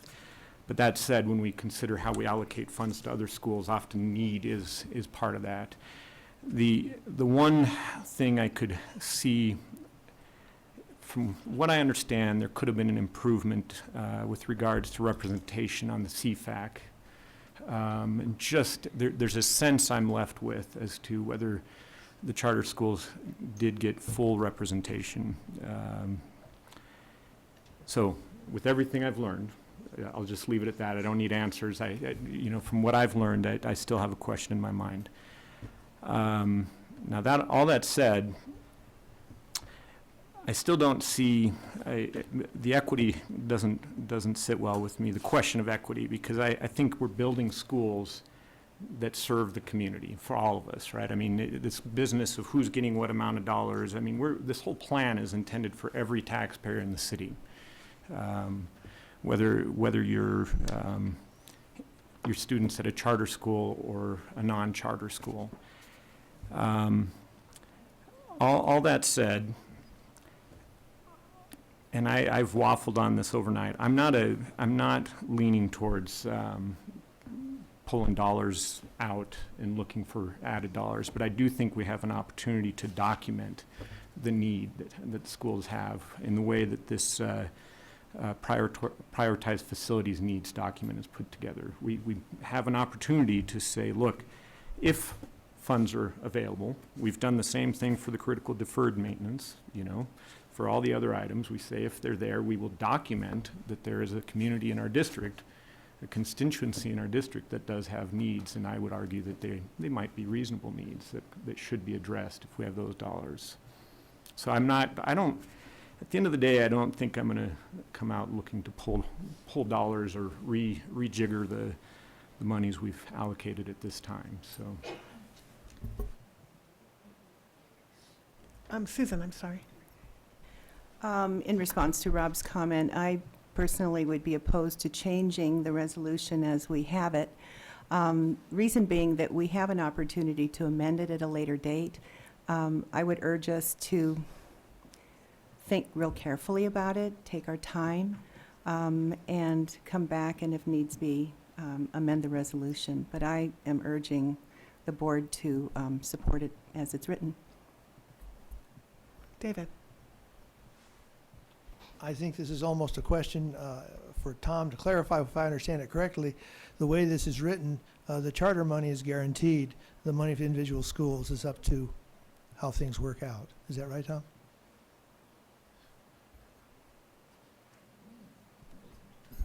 I guess the short answer is I don't know, because I don't understand your question. The charters, it's my understanding that in the prioritized facilities needs statement that the charter schools are allocated a dollar amount rather than a description of the construction or improvements and maintenance, because the administration, when they put this together, didn't have the description of the construction or facilities improvements and maintenance specific to the charter schools. So that they're basically saying it's this amount of dollars subject to determination by the district and the charter schools at a future date. So it's different, but I think it's based on the information the district has as of tonight. Well, all I was meaning is we had a list which we detached from the rest of the resolution, which had specific amounts named for specific items to specific schools. And then we said, well, we'll see how these things work out. It's not cast in stone, but I'm not sure, I'm kind of sure that the amount of money for the charters listed in the green sheet is that they're going to get that, right? That's what's included in the board's resolution that is pending if it is approved by the board. And I think I understand your question a little bit better. The item immediately above the dollar allocations for the charter schools references improvements and maintenance at district facilities as reflected on a spreadsheet maintained and continuously updated as needs change by the facilities services department. So that is something that could change based on circumstances. The charter school dollar amounts isn't subject to the ability to change like that. Okay, Rob? Yeah, so I think it's important that we get a correction on the table. We do have lists from the charter schools. Dr. Lambert referenced that earlier, and I understand where you got your understanding, Tom, but we do have lists from the charter schools. I think my sense, and you can correct me if I'm wrong, is that the decision to allocate dollar amounts was a decision to at least partially be at sort of arm's length from the decision-making of the individual charter schools, allow them the flexibility to do what they want rather than have, within constraints, rather than have us say you got to spend $30,000 on this and $5,000 on that and whatever. Is that right, Dr. Lambert? That's correct. Okay, good. The only other thing I'll say with regard to the charter stuff, and before we vote on the whole resolution, I have some other comments that aren't specific to the charter. I think this question of voting on this resolution tonight, we can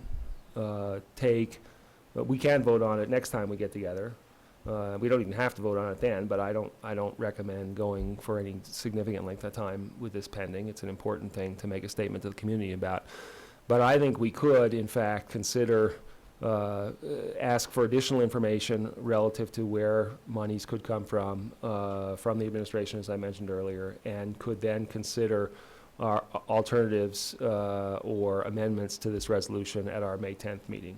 So I don't see a great urgency to do it tonight if we think it's important to consider these other things. And I guess the other thing I'd say is, while we can't always amend the resolution, while we can't always think about how we can improve charter things later on with regard to the dollars set forth in here, or setting up the $200,000 or any amount of money seed fund, it's hard to see what the impetus will be to do that at some future date, frankly, to be honest with you. I mean, we can think about it, we can say we're going to do it, but will we actually get back to it? So I would actually suggest that we consider this question carefully, and if that means we need to postpone voting until next time, that's what we do. Christoph. Okay, I also wanted to just make one quick comment with regards to the pools, just because we did continue to receive a lot of emails and one public comment tonight. And I've concluded also that this is not the place to, this particular discussion is not where the district should be involved with regards to pools. That said, I want to be clear to the larger community that we are continuing the discussion, and we are having, there was a meeting that was canceled, but that doesn't mean we're not having another meeting at a different time with the members of the city. So I just want to be clear on that, and it'll come up again in different ways and different times, and we'll look for the appropriate way to get that done. So in reflecting on pools and our school district, I concluded a fair while ago that there may be more we can do to contribute to the pools, but I don't think our district has been involved in building pools from the get-go, and I haven't seen yet the evidence that we should at this time. So, Nate. I was just going to raise a process question about whether, and maybe this is a question for Mr. Crabb, whether I could, so that we move this along, whether I could amend the motion that I made on the charter school allocation issue so that we could resolve that as an amendment and then go to the main motion of the resolution that's before us.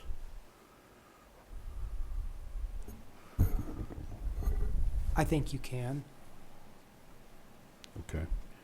Well, that would be my recommendation, that I propose an amendment to the resolution, and it seems like we've had enough discussion that we could vote on an amendment to the resolution. I have As other long as it comments I gets a want to second. make about the pool, Okay. the main motion, but I think we Okay. can consider an amendment. So Okay. what would your amendment be? So I would move to amend the resolution that's on the table to direct the staff to, first of all, to set aside an amount, money in the amount of proceeds in the amount of $200,000 from the bond monies to be used for capital facilities maintenance, including an ownership share of district charter schools, and to direct staff to give the board options and recommendations for how the existing allocation of money for improvements to existing buildings or new buildings could be reallocated to accomplish that. Is that clear? It's not a proper motion to amend because it's outside of the original motion. It references bond proceeds which aren't part of the original motion. I mean, Okay, there are okay. no Okay.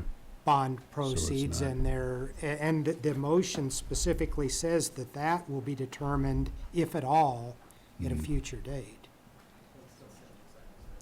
So I do So- understand. So would it be proper without the reference to bond proceeds? Yeah, that was the only part Okay, that okay. so setting aside $200,000, could you, Myra, did you Setting- take that down? I mean, You want me to try and to my restate question it? is Okay. that to be included in the statement of prioritized facilities needs that's attached to and referenced by the resolution as opposed to right in the resolution? Or do you want to put it in the resolution per se? I would think it'd be more appropriate on the second page, the prioritized facilities needs. Maybe as the last bullet point. Something like that. Do we need to decide now where it should go? I don't think it needs to go in the resolution, but do we Well- need to decide a placement at this point? Yeah, this is sort of fish or cut bait time in terms of what we're doing specifically. And I think that rather than talking about setting aside $200,000, similar to what's done with the charters, I'm understanding that you're talking about allocating $200,000, and I don't know if it's equally or, I mean, it's, the devil's in the details here. Is this equally or proportional to enrollment or proportional to some determination of need or? And Dr. Smyser has a point of clarification. And the other clarification, as you're thinking about what you intend, is also, is that in addition to the money that's already in the list or in replacement of that money? It would be in addition to. In addition, okay. So maybe I should try to restate it and place it if that's appropriate.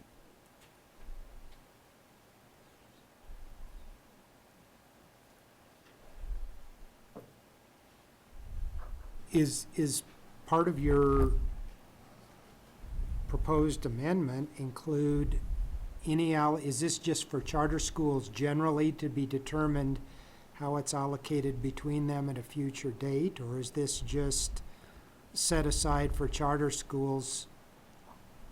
Or do you have a proportion or something? I would think it would be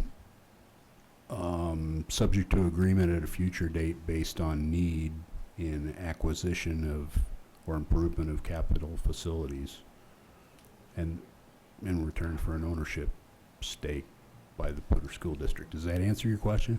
Not really. Well, it complicates it because when you talk about in exchange for an ownership interest or whatever, although I think the board members have discussed the concept of that, and Ms. Kipp actually read out of, I think it was subsection 6 of section 404, that that's something that's required in the charter schools Right. facilities financing law, that what that looks like,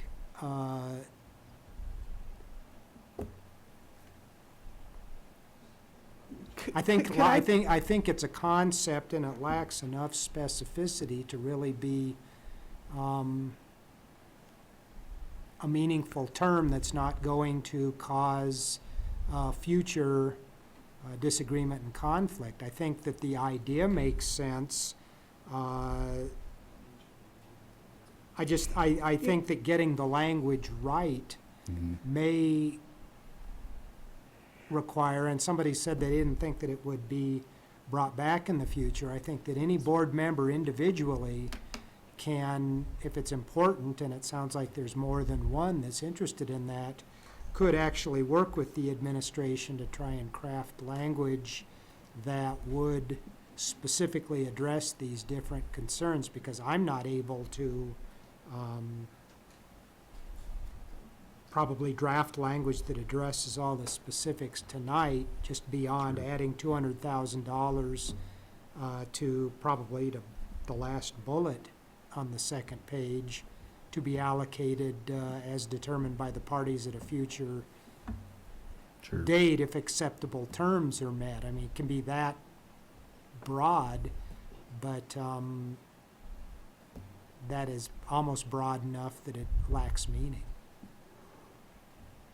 Well, I think we understand the concept, so I don't know that it makes sense to try to draft it on the fly. And so maybe we could leave it there, but I don't know if Rob had some input on it.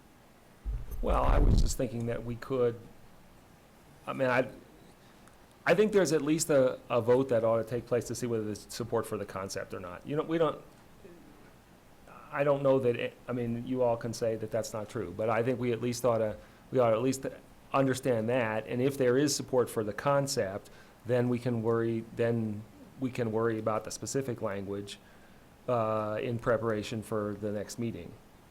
I appreciate what you said. Any member can bring up anything eventually, yes, but it has to be on the agenda, and it's not as simple as that, as always. So I think at least to round out this conversation, we ought to see what the level of support is for this concept, and then it may be moot, or it may require more work on the language, I guess is where I'm coming from. I guess at this point, there's a motion and second on the table to approve. Wait, I don't think we've had a second, because I don't think we had a No. motion. No, let me Talking about the finish. Oh, that. There's a original one. motion and Okay. second on the table to approve the resolution that Nate read. Nate has proposed a concept for amending this, which has not been seconded, which I think Rob wants to sort of take the temperature of. I'll second. But I think that,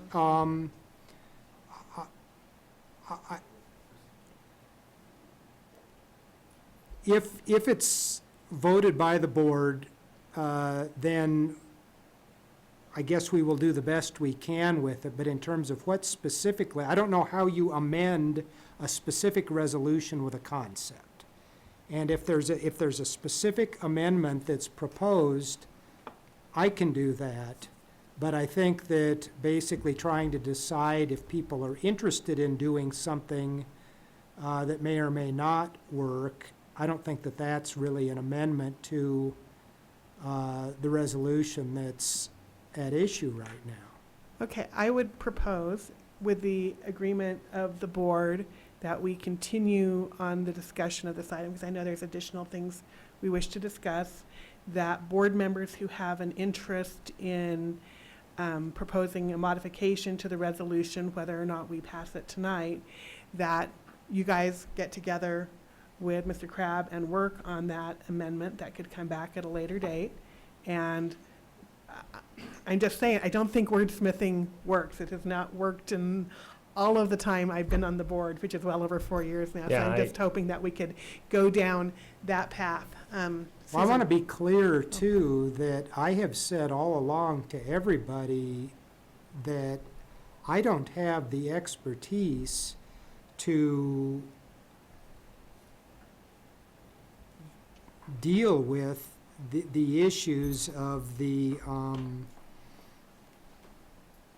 ownership interest, for lack of a better term, in terms of what the board is requesting with respect to capital contributions to the charter schools. That's something that bond council, so when it's work with someone else to amend this and come up with the proposal, it's not working with me, it's working with an expert in the field that could do that. That's outside of my expertise. Okay. I believe Susan? Been taking some notes as we've been talking, because a couple of things came up. One thing, and I said before, I urge passage of our resolution as it stands. I think that to put the constraints of 2-week deadline to get this done on our staff is unreasonable.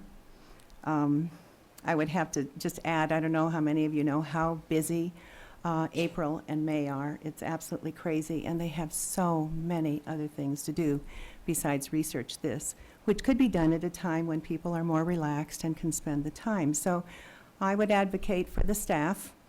The other thing I thought, really, as we were talking about it, they were kind of brainstorming about things, and I didn't realize that it was going to graduate to a concept that we were going to, that we're going to vote on tonight or try and do an amendment to the resolution. And I think the last thing that I wanted to mention is that Carolyn had mentioned a great desire, which I share, to work with charter schools to improve our relationship and so forth. Well, good relationships, solid relationships are based on trust. And so I would say that there would need to be the trust that at a later date, we would come back and we would talk about this again when we have the luxury of time to do it right. So I would again urge us to not put that 2-week constraint, not to rush back and try and do it then, but to trust that we will look into it and that good things will happen. Well, David? to be clear about what the board's now debating, there is a motion to amend that has been seconded on the table that will need to be voted on. Mr. Pedersen did second Mr. Okay, Donovan's then motion to explain, amend. somebody needs to reread the motion, because I don't understand where we are with that. I think that's fair before the board votes on it, but it is now at So issue. can somebody explain what exactly the motion is to me at this point? I would move to amend the resolution. I thought the motion was already on the floor, Well, somebody I'm said. trying to restate it because Okay. you wanted it to be restated. So on the second page that's attached to the resolution, the page that's attached to the resolution titled March 15th, 2016 Poudre School District Statement of Prioritized Facilities Needs, add a last bullet point that says $200,000 to be set aside for district charter school capital facilities improvements as determined by need and with the agreement of charter schools and the district. Okay, and did you second that, Rob? Are you seconding that? Yes. Okay, then the rules say you get the first shot at addressing your motion. Yeah. Sure. And I'm open to some other, at a later time, coming back and refining that language if necessary. And I think it's appropriate to take a vote so that we know whether it's something that the board wants staff to invest the time and resources in doing or not. So to me, just on the merits, it seems like something that is a good move in terms of partnering with charter schools and helping them develop facilities so that they can be successful. David? I think as the motion stands, I will vote against it, and I'll tell you why. We've been talking on the one hand about partnering, supporting in some way, something extra for charter schools, and on the other hand, doing things that will result, involve a kind of partnering, even to the extent of a share of ownership. I think that's all been in there. And it strikes me that if that is the goal, $200,000 just doesn't rise to the level of anything that really matters. So if we're going to, if we want to raise $200,000 to their allocations as they currently are, that's one thing. If we want to go down a road of raising a pot to finance or co-finance charter school building improvements in return for ownership shares, I think that's a much broader, more serious discussion that I would be willing to hear, but I don't think it's really captured under this motion. Christoph and then Carolyn. Okay, and I think as written, I would come out against it as well, just plainly for the sake of not adding language that I haven't given enough consideration to and a lack of clarity, I'd prefer instead to vote this down and, you know, we can have conversations whether we want to bring the topic back up at a later date, so. And I think that I agree with Susan. This needs to be a more thoughtful process. And like David said, if we're talking about buying a piece of land to put a facility on, $200,000 doesn't cut it. And I think that this needs to be a thoughtful process that involves the staff that we can all brainstorm on and think about. And that's what I've advocated for, a more vigorous process and a cooperation in the future. I don't think that this is the right place for this amendment right now, so I wouldn't support it right now, but I want to have this conversation in the future. I want, Susan says, I want the trust to be there, that we are going to come back to this. Rob? I understand the concerns that are being brought up around the lack of specificity in the language. I am concerned that that is a procedural kind of an issue, having partly to do with the fact that we're bringing it up tonight and we don't want to wordsmith on the fly, and I certainly am one who's never been very keen on wordsmithing in committee anyway. So I understand that, but I'm concerned about the I don't want to say use, because that's not really what I mean, but the fact, let me put it that way, that a procedural issue is perhaps getting in the way of us considering a serious substantive gesture, if you want to call it that, in terms of wanting to work more closely with the charter schools and give them a somewhat larger piece of the pie, or potentially a larger piece of the pie. So I do support the motion largely to approve the concept. I know Mr. Crabb is not excited about that, but as it appears, the motion is going to go down. I certainly hope that we will have the opportunity to discuss this at a future date in the not super distant future, in particular at such a time that would well, before a November election, if in fact we choose to go to a November election for a bond or mill. I do believe that the people have expressed my point of view, that I think doing this on the fly without knowing where the money's coming from is just a poor idea right now. It's not that I think people are against the concept. I think it's that they're against this lack of planning and foresight in doing this. So I think we've heard from everybody, so can we call for the vote, please? Yes. Nay. Nay. No. Rob? Aye. Carolyn? Nay. David? No. Okay, so back to the original topic at hand. I did want to say a few words on the pool, because I know we've had a lot of people who've expressed interest in this facility to us over time. We got probably, I don't know how many emails did we get today on both topics, frankly, and over the last couple of months, I'd say. I do want to say a few things on that, and if anybody else wants to, I would encourage you to make your opinions clear so people know where they stand.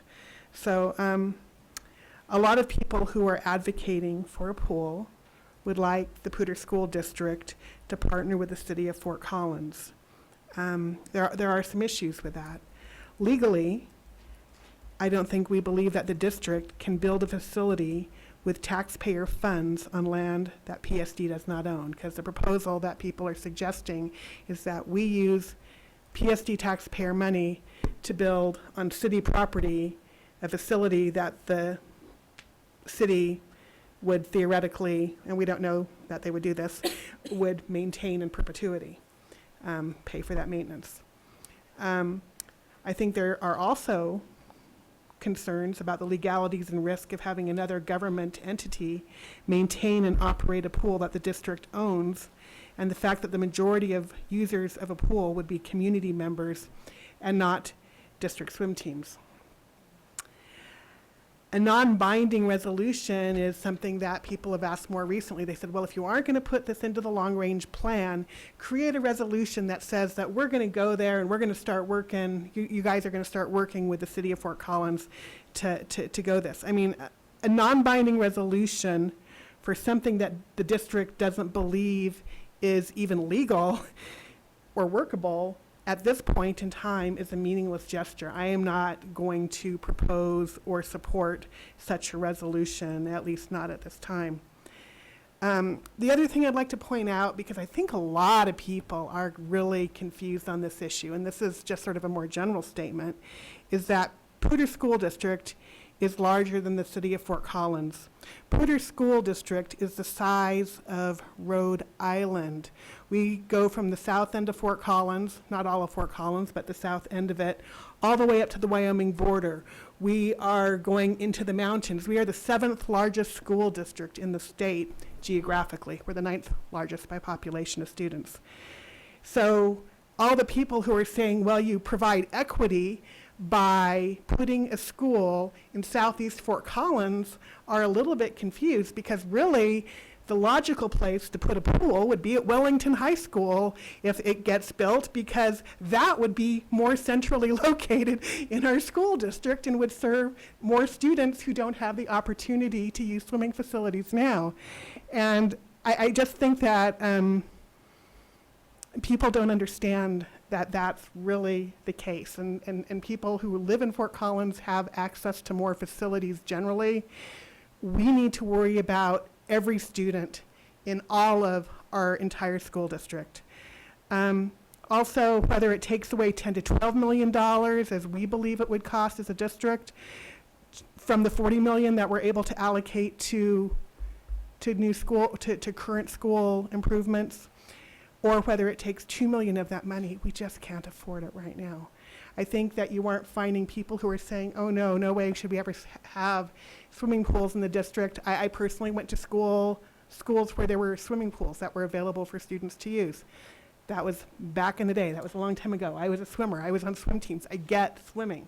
But it's just not financially feasible in an area where when we are trying to build enough school buildings just to accommodate our students, to keep from having to dig into our educational funds. This is money that we would otherwise spend on teachers and on textbooks in order to put modulars on land of existing schools.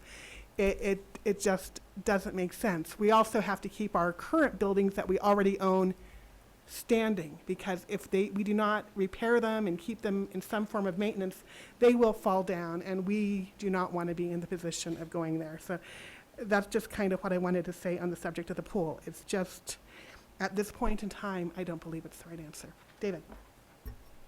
I just want to add one thing, I think, to the discussion. From my standpoint, I do oppose any addition of the pool to this bond, but part of the reason I oppose, to this plan, part of the reason I oppose is I think we would need to do a district-wide assessment of swimming as an activity which we value, and where we would locate facilities and how they would be maintained, what the relationship would be among one or more pools with the full community. I just think we're getting very ad hoc and saying, let's throw a pool down across the street from another pool, and then that'll solve one perceived problem and immediately create other questions of equity and things like that. So I don't favor including a pool in this proposal.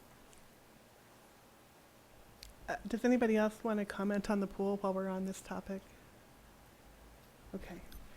Rob? Yeah, I'll just quickly mention that I also support the idea of having pools in the district. I don't see, for the reasons that that you mentioned, Kathy, that we can afford to put the dollars in at this time relative to the other priorities that we have in the district. I do believe, though, as I think Carolyn, maybe it was Christoph mentioned, that we definitely do want to continue conversations with the city. My understanding is, in fact, that you two are going to be talking with them later in the week, and that's a good thing. And we ought to see what we can do going forward. But I don't see how we take even $2 million out of this bond. Pardon me? Sorry, out of this plan to fund a pool when we have $500 million in requests from schools for maintenance and other kinds of issues. And I'm sorry to say that, but I think that's where we're at. Okay, I personally, oh, Carolyn. I was going to call for the question. Okay, I was going to say I personally think that we've beaten these two topics to the point of being able to go there. So do we have, well, we don't have to second that. Okay, let's go for it.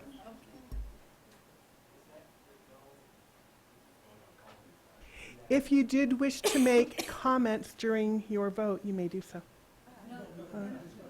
Oh.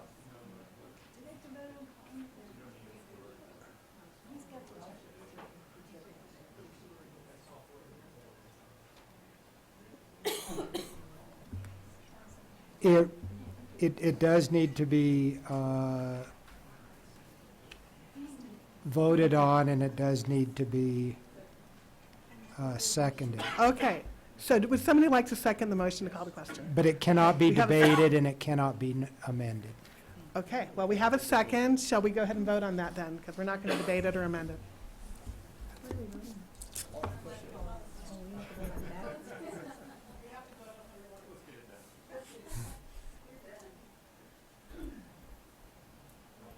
Yes. Yay. Yes. Yes? Aye. Aye. Aye.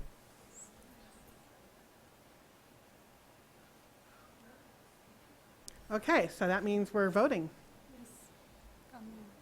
on the actual resolution this time, not on whether or not we're going to actually vote. Yes. No, we cannot make a statement. I do believe that historically, people, as they are voting, or say, can explain the reasons for their vote. I think that was the purpose of the debate. If you're following Robert's Rules of Order, that's Okay. not appropriate. If the board wants to waive process, it can do that, but it would have to vote. Okie dokie. I think we just have to vote then.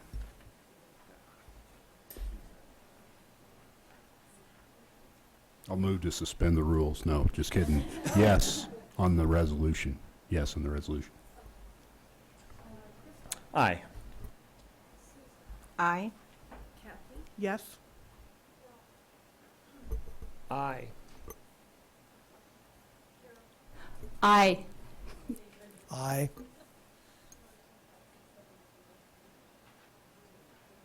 Okay, well, thank you, everybody, for a great conversation. It sounds like there are still things left to be said, and I'm sure we can say them all in good time. So thank you, everybody, for hanging in there with us for that. Should we take a short break before we get to the work session topics? I think that might be reasonable at this point. Thank you.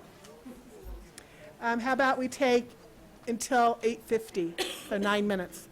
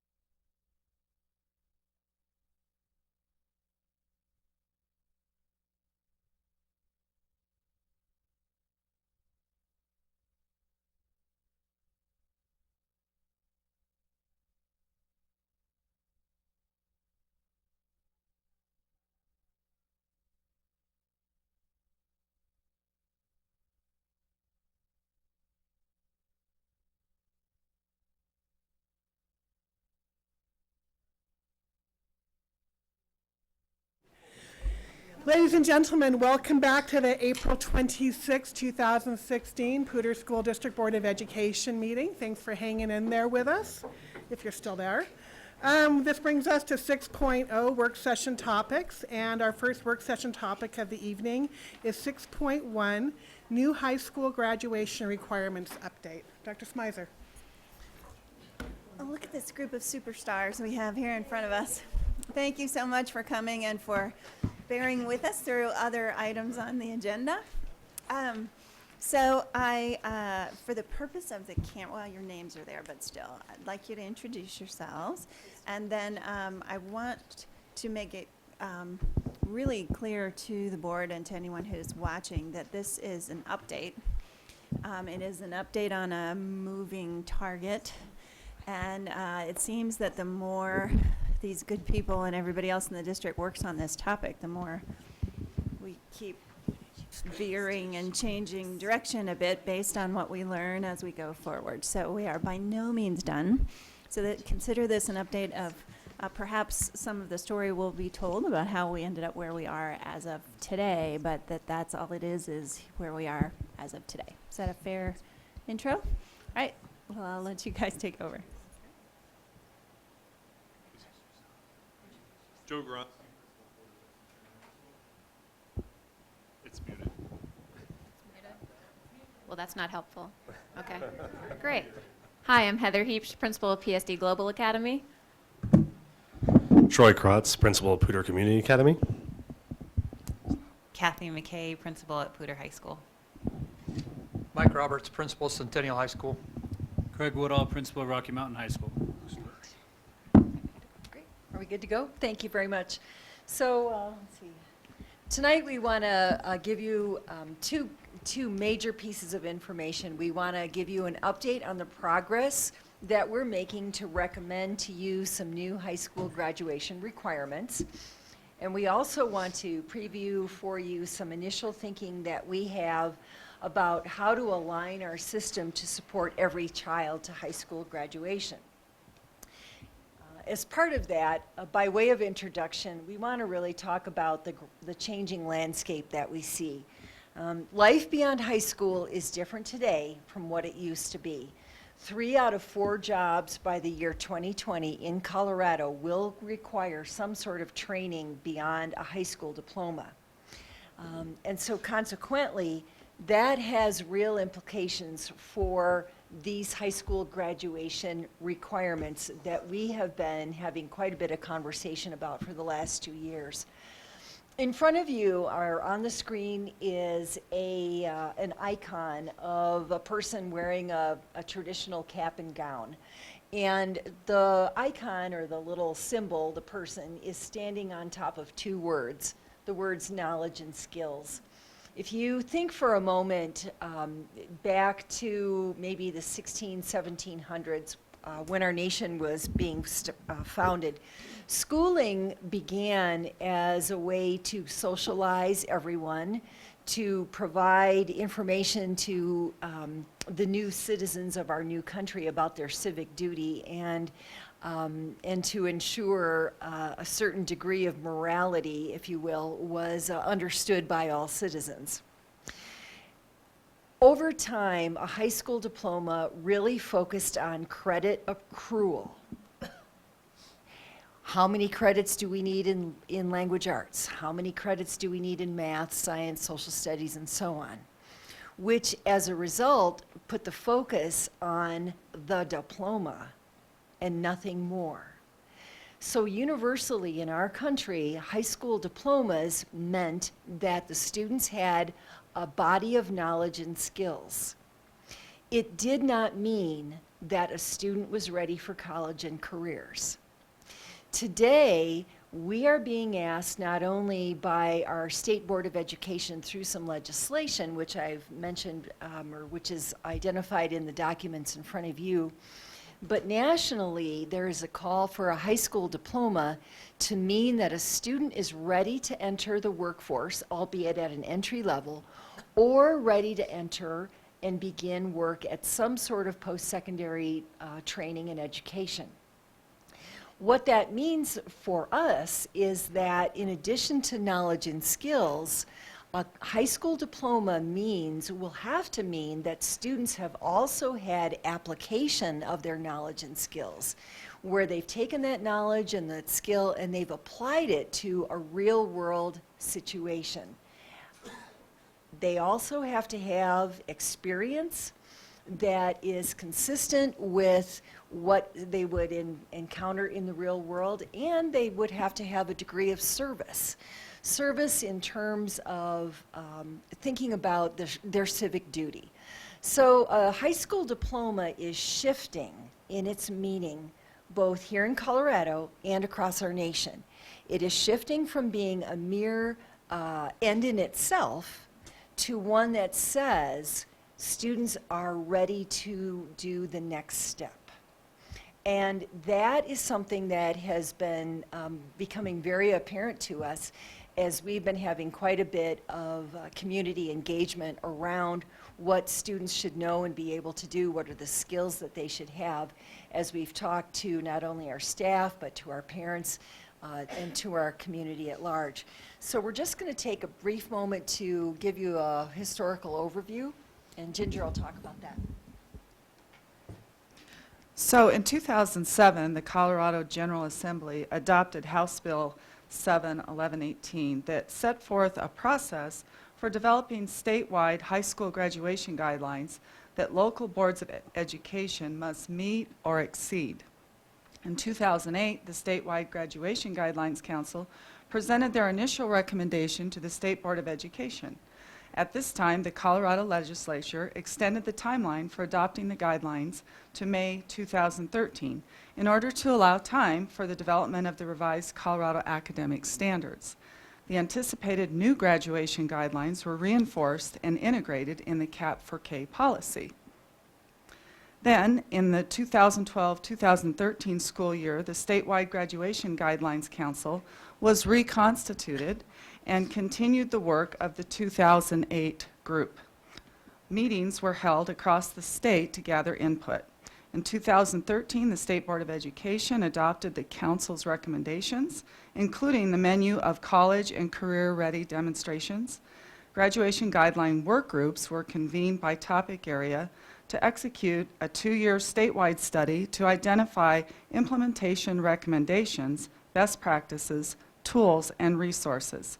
In September 2015, the State Board of Education adopted an updated menu of options, and school districts, including PSD, engaged in conversation about revising high school graduation requirements that reflect a focus on preparing students for success in a changing world. And then in September of 2015, the State Board of Education adopted an updated menu of options, and school districts, including Poudre School District, have been engaging in conversations about revising high school graduation requirements that reflect a focus on preparing students for success in a changing world. So on the screen is a timeline that the Colorado Department of Education has updated, and one that we're following. We're in the stage where we're reviewing the very first step, where we're reviewing what the guidelines mean to us.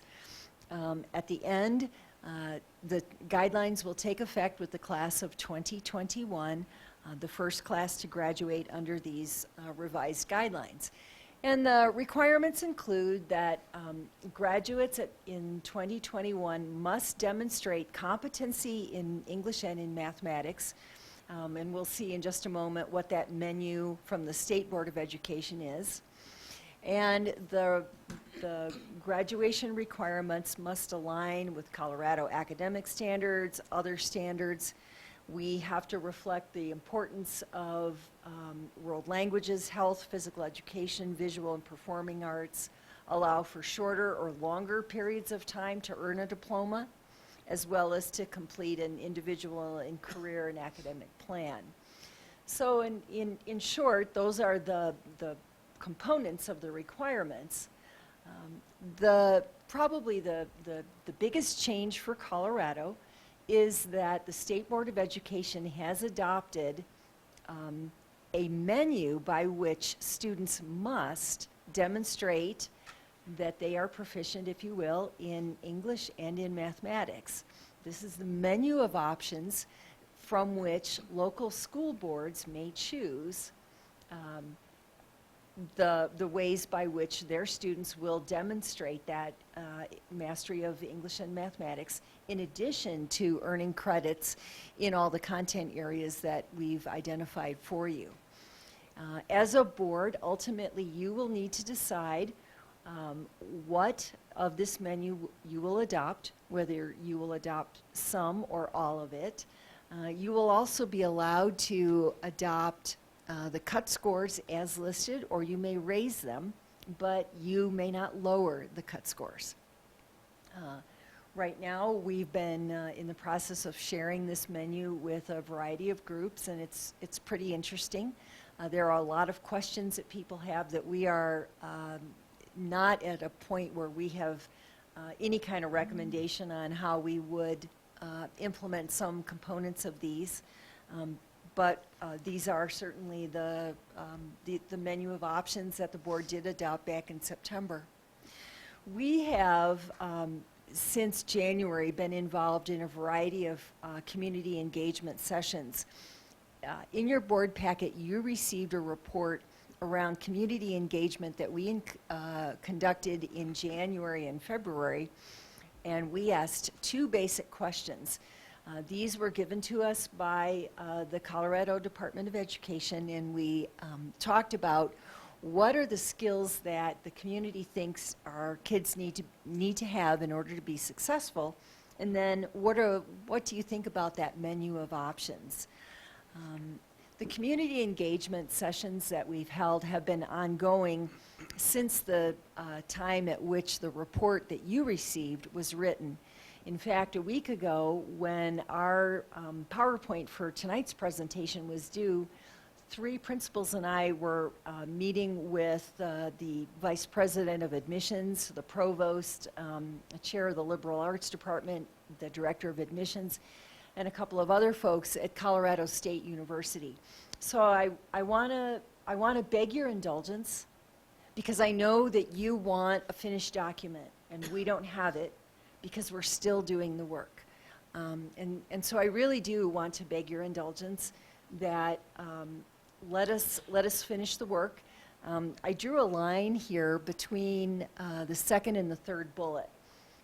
We have quite a bit of community engagement that we have, our principals have been leading at their buildings with their staff, their parents.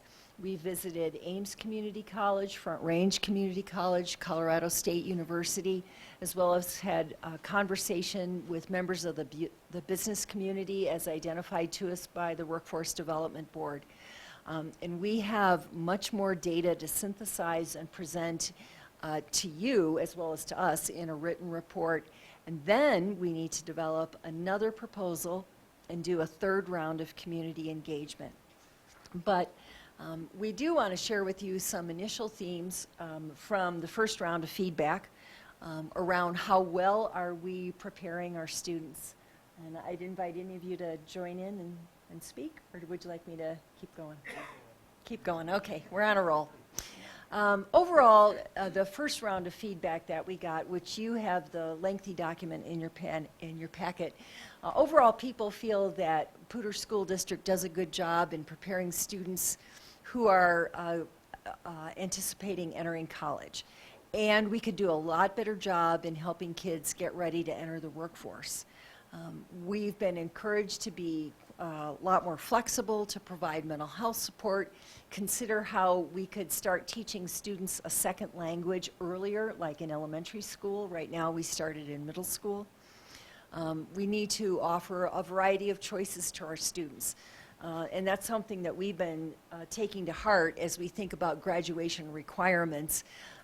We require a lot of things for freshmen and sophomores, and what we're beginning to understand more clearly is that there's not a lot of choice, and so we're not tapping into student interest. Another thing that we heard is that there are a lot of skills that our community thinks our students ought to have in order to be successful in their future. And those are all listed for you. I think you could anticipate what those skills are. We heard a lot about just being able to work in groups and solve problems, to have discussion, to think critically, certainly to be open-minded and to be accepting of other ideas while still advocating for your own, and some of that you modeled for us tonight. So thank you for that lively discussion. You've asked for what are you actually thinking about? So it's not in your packet, but on the screen is a draft of a document that we took out in one of our rounds of community engagement. I'm going to put another slide up on top of this to let you know that this is a prior version, okay? It's a prior version and we're no longer considering it. But now I'll take that off again.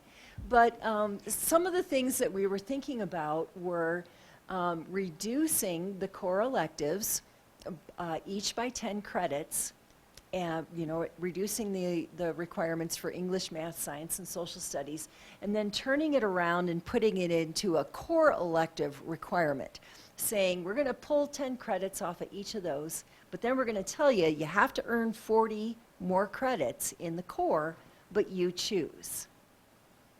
So a student might say, gosh, I really love social studies. So I'm going to take 3 years of English and 2 years of math and science, and then I'm going to take a lot more social studies. Or students could distribute it in any way they choose. But one of the things that we heard loud and clear is that our requirements at a minimum need to help students be prepared to enter a college or a university or some sort of post-secondary training. And that if we have a set of requirements that doesn't even meet typical minimum college entry requirements, we're doing our students a disservice. They might get into their senior year. There's a lot happens for students when between their junior and senior year. Those of you who are parents of seniors know that they grow up. And all of a sudden they have a new purpose, and we don't want them to show up in August of their senior year and be so behind in credits that they're not prepared to graduate in 4 years and perhaps enter the college of their choice. So that's why we have this little prior version, no longer considered, but I'll take that off of there again. We've also heard a lot from our post-secondary partners, and they're calling it decay rate. We heard loudly and clearly, and most of these principals were each able to go with me to one of our college partners. We heard about if the last time a student takes a math class is in their sophomore year when they're 15 years old, we're really concerned about their and they called it decay, that they simply will forget. It will have sort of disappeared from their mind. If they've learned the material, sure, after a bit of remediation, we can bring them back up to speed. But it puts our kids at a disadvantage if the last time they had a class was in their sophomore year, and now as first-year freshmen, either in a college or university, or even in an apprenticeship program. And now all of a sudden they have to rely on some knowledge and skills that they haven't even thought about in 3 years. So we'd be doing them a disservice. Right now, though, if you see the bottom, we require 240 credits to graduate. We don't anticipate really changing that number. But this really isn't about buckets of credit. It really is about what do we need to do to help make our coursework meaningful for students so that they apply what they're learning in class to real-world situations. They have actual experiences, whether it's job shadowing, whether it's an internship, whether it's a mini apprenticeship, or whether it's actual service in the field where they're doing some service learning. That's the kind of real-world experience which will tap into their passion and their interest and will help them be prepared for that next level. So the next steps We want to talk through, and I think our principals want to talk about that. Am I first? You are. You know, as we think about the continued community engagement, we've been out to post-secondary, we've had parent nights at schools, we've had ample opportunities, and there is a huge volume of feedback and questions, and you know, the team has put them together in themes, which you know, I think you just have to realize that we have a system, you know, that when we're asking for community feedback, whether it's on a project of a budget and how are we gonna maintain our schools, we're constantly asking for that community feedback, and I think we just continue to follow along with our culture of doing that. You know, we've got plans that we can follow from the district, and we keep selecting that from the schools. So, you know, whether it's parent letters or websites or parent nights or back to school nights, to continue that engagement. I was on the group that went out to Front Range Community College, and we went in halfway through a department leader meeting, and they were talking about class size and where their offices were going to be. So if you can imagine the ownership and where the department leaders at Front Range, and any teacher really, where their office is, it was kind of a heated day, and I think we captured their attention for a little while, but even then they quickly changed, you know, the focus of what they wanted to talk to about concurrent enrollment and some other bars that they have, and so it's tough to keep the focus in just on these requirements, and I think, to me, we just continue to keep asking, compile that information. And clearly, one of the most important next steps is to finalize the recommendation.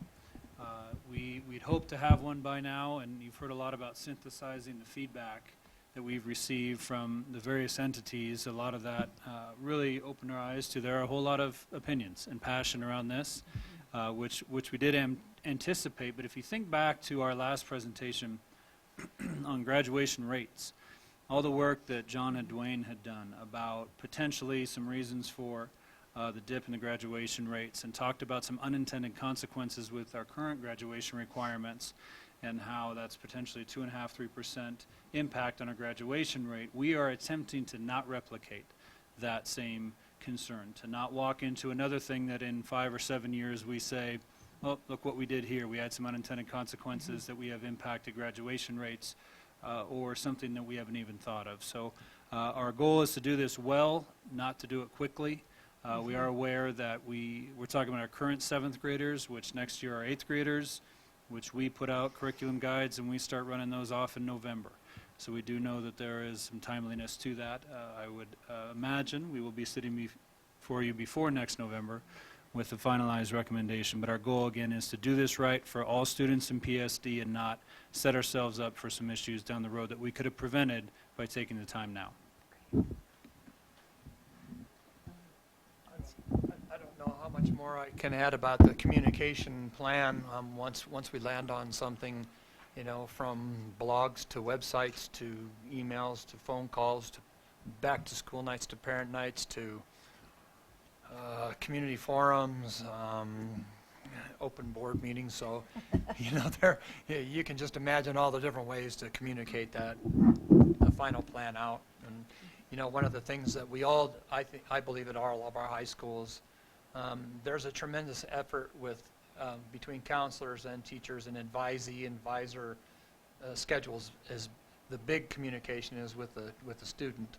I'm a huge proponent of students with their ownership and responsibilities, and I know you're familiar with what Centennial does, and the more I can always push out on students owning their business and taking responsibility and guiding their own pathway. So to me, I would really focus in on lots of meetings with Naviance, with ICAPS, and getting students to really own their plan.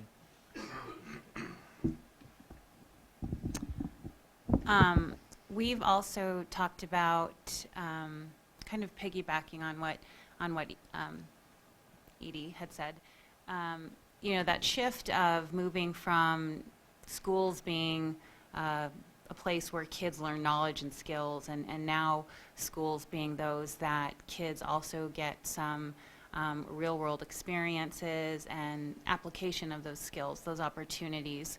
What does that look like? So rather than, you know, simply looking at, you know, how do we change the number or the buckets of what things look like, could we consider looking at the coursework that we offer and what actually fills those buckets? So, you know, taking a look at, for example, at Poudre, you know, looking at the coursework of geometry, you know, we knew that kids struggled with that, and so we thought, gosh, how do we give them an opportunity to really apply that? And thus, geometry and construction was born. And, you know, I think that when we're talking about, you know, on-time graduation rates and helping all kids reach that goal, you know, we want them to have those authentic experiences that will engage them and keep them hooked in for those 4 years. So that's where our conversation went to, was can we look at the courses that we offer and what buckets they fill, the content of those courses and what authentic experiences that they're giving kids that will engage them, and then also looking at what courses could evolve or change. So again, since my experience is Poudre, you know, we created an agricultural science course, which targeted a population of kids, and it's also very industry relevant, you know, especially it being the 3rd largest industry in Colorado. So that's hooked kids in. And so it's not your typical bio, but it is an agricultural biology.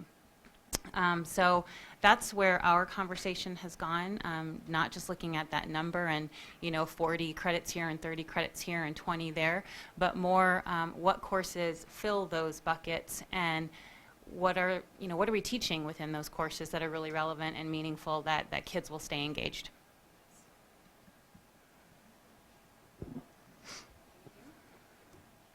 I'm sure this will surprise no one that I'm going to talk about blended learning. But it's not, the blended and online learning that I want to talk about a little bit isn't just the online credit recovery course for the student that has failed a class.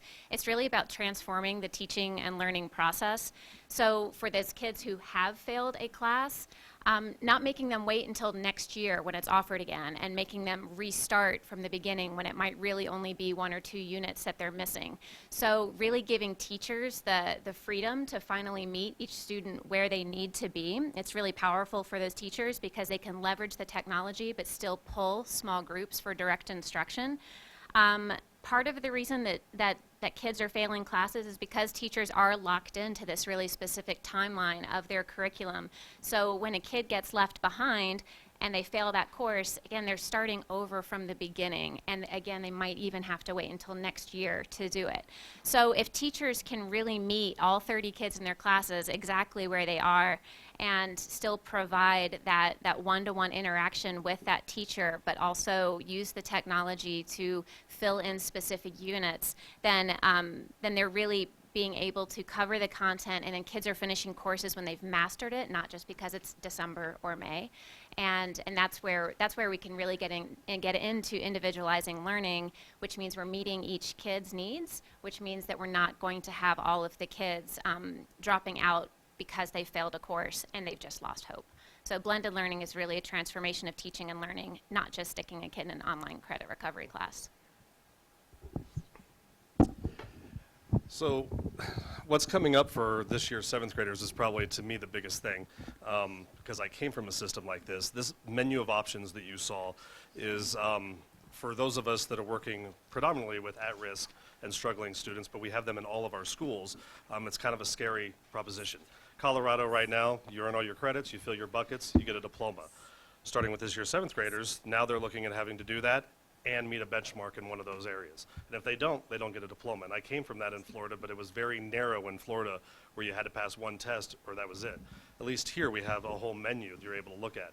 So what we have already been talking about is how are we going to address those students that are going to struggle to meet that, and what kind of mechanisms can we put in place to support that. And so we don't have all that worked out yet, but it is a huge discussion and something that we're already kind of thinking about to prepare for for those students that may not make it on the ACT or the SAT or something, ASVAB or AccuPlacer, but then what are we going to do when we get down to that top tier support for someone that's going to be looking at, say, a capstone project?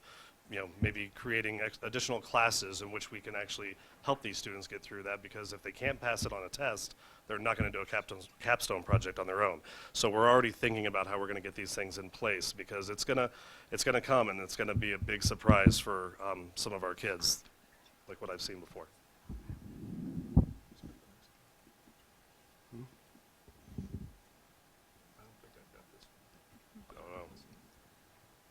So, I'll wing this one. I was prepared for the next one. oh, you were? Okay, I'll do this one. Okay.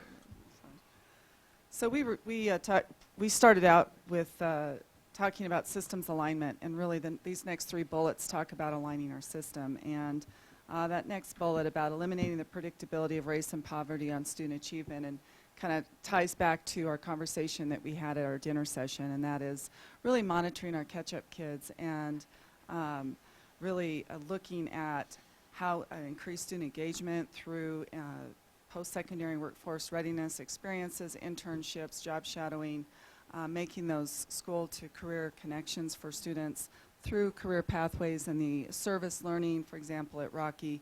By engaging students in those experiences, we believe that we will be able to better close that opportunity gap.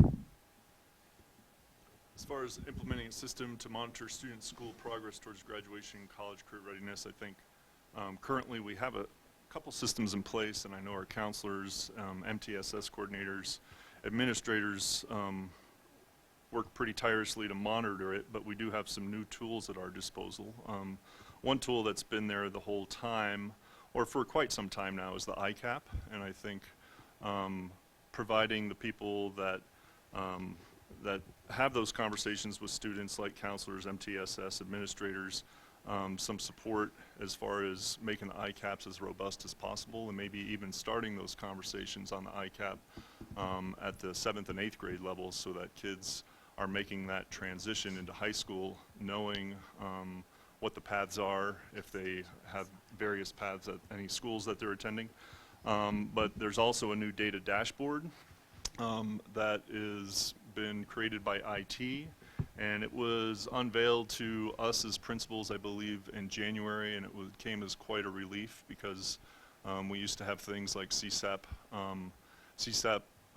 Analyzer Blue and Green for progress monitoring as far as those annual tests, and then we had things like Data Miner that were tied into what was used to be Silk, and now that they've worked with Synergy, they've now created some similar systems to put the monitoring into the hands of the people in the buildings as easily as possible, so they can access that. And as a former counselor at Poudre High School, using Data Miner back in the past, have my spreadsheet of outgoing juniors and who are my highlights and who do I need to have those conversations with. Having that back in the people's hands, the counselors' hands, is going to be beneficial. And then if and when, or I should say when, new graduation changes come, there's going to be that kind of awkward bipolar phase of any high school, where certain kids have this many requirements or these buckets to fill, so to speak, and other kids have a different set. And we worked through that in the past, and we will work through it again successfully. So that's it on monitoring students and all that. So then our last bullet really is about coming together as a professional learning community, a systemic professional learning community. And as Dr. Smizer mentioned, for example, we have a group of principals that will be coming together to talk about how to best create plans and an intentional focus on our catch-up students. We're working on creating teams within our schools that come together for learning. So that will just be a continuous form of problem solving and continuous improvement in our district, as even around the graduation requirements and the graduation rates. So we'd like to open it up this time now for any questions that you may have. If I could ask you a question in terms of process. You're doing lots of community engagement, and you're, as a group, going to come up with what your recommendation is. the board feels very much the weight of responsibility because it is the board's job to set grad requirements. And so I guess I would ask that you design a place to come back to the board to get their feedback. I mean, obviously they'll do that today, but a little bit more in the weeds, a chance to come back and say, here's what we're hearing, here's why we weighed it this way versus that way, so that you can hear where the board is standing. I don't want to put them in a position where, you know, you're bringing the finished product and expecting them to rubber stamp it, because I can tell you this board does not like rubber stamping. So as you go back and continue to work, if you could think about you're more aware than we are of all the different groups you're about to listen to and where you are in the process. So where in the next few months or sometime well before November, could you come back and get also their feedback and tell them more about some of the details and the pros and cons of different pieces of it? I think that's something absolutely that this group does want to do, and so I think the board needs to feel comfortable that your input is valued and is important. But we know from experience that you expect us to do some due diligence before we come to you. And so we have been having quite a bit of conversation, and we can come, I think, a little better informed than we might have 6 months ago. But absolutely, and hopefully we can have a timeline to superintendent here in the next couple of weeks. Okay, do board members have questions, thoughts, Rob? So first, I want to say I appreciate your suggestion, Dr. Smizer, and your point with regard to due diligence, Ms. Eccles, around getting information to the board so that we'll have an opportunity to dialogue about it in a meaningful way. So thank you very much for that. I guess the only question I have at this point is about the timeline, right? I'm hearing maybe we'll know about this in November, or maybe we'll hear more about this in November. Maybe there'll be a recommendation by November. I don't know. Maybe I'm reading too much into what I heard. But I guess what I'm more concerned about is the sequence of events that allows students who are currently seventh graders, right, to really understand what their high school experience is going to have to be like in time to have a plan around it, in time to talk to their parents around it, in time to talk to whoever the adults are in the building they're currently in around what that's going to look like. And so I just, you know, it's one thing about printing course catalogs, it's another to have those kind of dialogues, and they're both important. So you're pretty comfortable you're going to get the timeline in place to be able to pull this off? Yes. Yes, I think we will continue to meet, and definitely will need to have that in place before any of that process that you just described takes place. Sure, okay, and including the ICAPs, because I hope we are pushing the ICAPs down and that they are meaningful documents, and it would be good not to have them redone. You know, I mean, they may not have to be totally redone because presumably a student would still be interested in whatever a student is interested in, but the implementation of that interest may be different depending on what happens. At least that's the sense I'm getting. David? I have a question, but I don't know what it affects you at all, because it's kind of my pet peeve from many years ago. I'm concerned that we're deciding college readiness based on a score instead of on performance. And in previous systems I've worked in, we got reports back from freshman year to high school, from junior year to community college. And we could see how kids actually performed in the actual setting, instead of saying, okay, you got a blank score on the ACT or whatever, therefore you were college ready. And that kind of bothers me. It leads me to a somewhat larger question, which is the dialogue between the different layers of education and how much we know what each other is doing. And I was a little concerned, and it's not directly, you know, Edie, to your situation, but you go to CSU, you talk to a bunch of people, and basically freshmen are taught by grad students and adjuncts.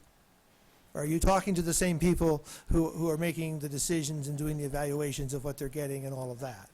So there are concerns like that that we need to me, the long-range success is a well-articulated system across the different venues. And I think you all are doing great work and all of this, but I still would like to see, you know, and it's not up to you. If the state has the data, they give it to you. If they don't have it, you don't get it. And to see actual performance from level to level to level. We can go from grade school to junior high to high school, and then So, who knows? Do you get data at I all? was a part of a committee, and Mike, maybe Troy, 4 or 5 years ago, and maybe I forget which board members, maybe Susan and Kathy, about remediation rates. And we were asked to kind of help identify why does PSD students at that time have a remediation rate at the college level of, I believe it was 20 to 21%. And just like the question of on-time graduation, you know, there's no silver bullet, and there's also multiple root causes. So I think at the time, the state remediation rate was 33%. So we were outperforming other districts as far as remediation rates, and they only were able to get that data from in-state colleges. So the data, yeah, in public. So the data wasn't complete. So and when Craig talked about unintended consequences, you know, 5 years from now, if you know, 3 years of English and 2 of social studies, 2 of science, so on and so forth, would that 5 years from now lead to higher remediation rates? That's something that we might gather around the table again if things were come to that nature. And I also think, as far as completion or getting through and success rates, I think sometimes there might be competing values between college and career readiness and on-time graduation rates. And I don't mean to lump in blended learning that Heather talked about, but sometimes I have concerns if, and I'm just speaking for myself, sorry, I have concerns that if on-time graduation is at the forefront of our minds, that could lead to more kids taking credit recovery courses. And if you brought up the screen of those skill sets that we want our graduates to have, I think we might be sacrificing kids who are college and career readiness for the sake of on-time graduation if 20 of their credits are coming from computer classes, one of which my daughter took, and it took her 3 days to complete it over summer for economics. So I don't know if those credit recovery courses will produce the graduates that we want, but they might produce a graduate on time. Thank you. And there's a lot of competing values like that in this discussion, I guess. And can we be clear that that's not what we do? That's not what, yeah, and that's not what they do. I'll say it again. Yeah. Did you have something?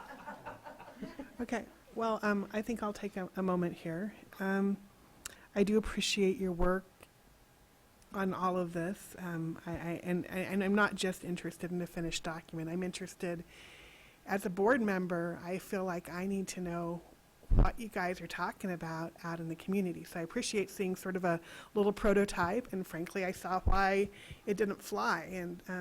And as a parent, and as somebody who talks to other parents, I just want to ask a couple of ideas, not to tell you what to do, but just to say, have you guys thought about this? Have you considered it? So have you considered, instead of just 1, 2, 3, 4, 24 classes, 48 classes over however many years to get to a diploma, have you considered proficiency? I mean, as an option. So, some kids might need to take, 4 years of math and get through calculus or whatever, but some kids, it just might be algebra 2. Well, not algebra. You'd want a kid to get through algebra 2 before graduating from high school, I'd say. I mean, opinion, not fact, but opinion. I guess I'm just wondering if it seems to me in this day and age that kids have such a range that what you're trying to do here still, it looks like to me, is use a one-size-fits-all approach. And if a one-size-fits-all approach is what you want, then all of our kids have to be in the same, and all of our kids are not the same. I think, as a parent, again, have you looked at endorsed diplomas? Like, here's an endorsed diploma that says this kid is college ready. This kid is post-workforce ready. This kid is whatever. I guess, I don't know, have you guys thought about any of these things as options? Differentiated diploma? Well, not just differentiated diplomas, but why is it that 240 credits makes a graduate? You might have a kid who's underdeveloped in one area and overdeveloped in another area, and you're still going to make them take so many credits of courses in the area where they already know everything, but they need to have more over here. And I just don't understand why in this day and age that we're not really more concerned about how our kids are graduating and what they know, instead of just, as you guys say, filling in buckets and making check marks.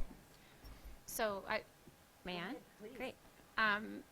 So I get really excited about that kind of stuff, and I can tell you that part of what's been on the table, and I won't say who said it, but we've had everything on the table from why don't we blow the whole thing up and just let kids take whatever they want in whatever they want, as long as they demonstrate the mastery that the state of Colorado has now said in their new menu of guidelines, because the menu of guidelines is proficiency based, and it goes all the way down to ending with a potential capstone project, which is something Polaris does really well with their portfolios of learning. So we've talked about competency based education, we've talked about kids having to take nothing, we've talked about kids having to take everything, badging, micro credentials on diplomas. All of the ideas have been out there, and that's part of why we couldn't quite come with a finished product today, is because at our community engagement sessions, which we would love for you guys to attend, fill out the online survey. We're still going through the hundreds and hundreds of responses we got from the survey after doing the community engagement sessions. But part of what came out of those were even more ideas that we hadn't thought of, and that's why we're kind of going back now and looking at, maybe these buckets and these credits and the 240 and all of those things, maybe that doesn't fit what we're trying to do. But that is a huge and exciting philosophical discussion that does take a little bit of time. So if you have more ideas, give them to us, but we've been all over the place and really getting not only flexible but super creative with it. Okay, well, I'm excited to hear that you guys are talking about it and having the conversation, because that's kind of what I wanted to know. Yeah. I don't have all the answers. I probably don't have any of them, but I just think that there's other things we ought to consider. And I have one other question. We were promised some information on the personal financial literacy course tonight, and we haven't gotten any. So Yes. So what were we going to learn about that? So I would like to invite Director Robert Beauchamp to the podium to talk a little bit, give us an overview of the personal financial literacy, and then we'll invite some of the principals to kind of talk about what they're doing at their buildings. Thank you, Ginger. So personal financial literacy certainly came up in some of the community feedback that we heard from various focus groups. In one of our surveys, we saw it repeatedly as a value that our community had. It's currently a graduation requirement for current diplomas, and based on our community feedback, would likely continue to be a graduation requirement. If you reflect on the standards in the state of Colorado, personal financial literacy falls under mathematics. It also falls under economics. And I think this board knows that we have math from pre-K all the way up through, at least in our current graduation requirements, recommends Algebra 2. So what is that, about 10 or 11 years of mathematics. Our social studies standards have, every social studies class is broken into 4 standard areas: history, geography, civics. The 4th one is economics. So students actually receive information on economics every year also, kindergarten through high school. With our high school graduation requirement, personal financial literacy, we've taken some additional math standards and economic standards that the state of Colorado has recommended, and have created financial literacy classes as a result of that graduation requirement. Our principals can certainly speak to some of the learnings in our high schools. They focus on, a fair amount of the standards are on home budgets, students understanding mortgages, understanding interest rates, those aspects of the economics that are really relevant to students after they leave home and start to get a job on their own and have to live on their own. So I don't know if you have other more specific questions around PFL, but. Kathy or Craig or someone, would you guys like maybe at one of the bigger high schools and then maybe at one of the smaller high schools, what you guys are doing to integrate that?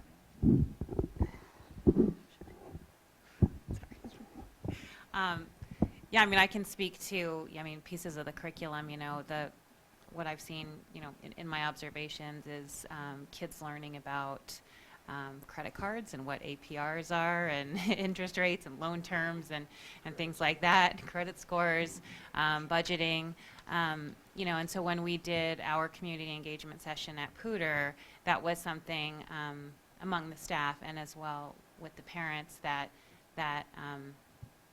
was a common theme was this is a life skill. Why would you even consider not having this be a graduation requirement? So that we heard over and over. Does that answer your question? I don't. We had a discussion about the one proposal you saw there, where that's pretty specific towards students who maybe aren't on track for graduation, and they wouldn't meet necessarily CSU's graduation requirements if they chose to take some of those minimums and then a bunch of math and then not enough science, et cetera.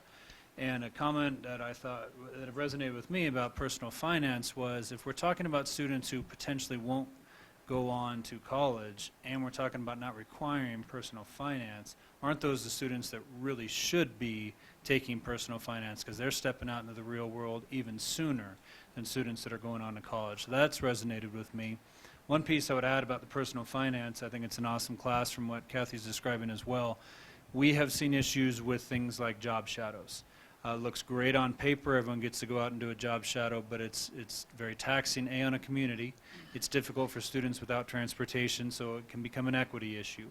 And so we've looked at things like virtual job shadows, and that is still a work in progress because we think it's a valuable piece to a personal finance curriculum, but we haven't really solved that issue yet. I think just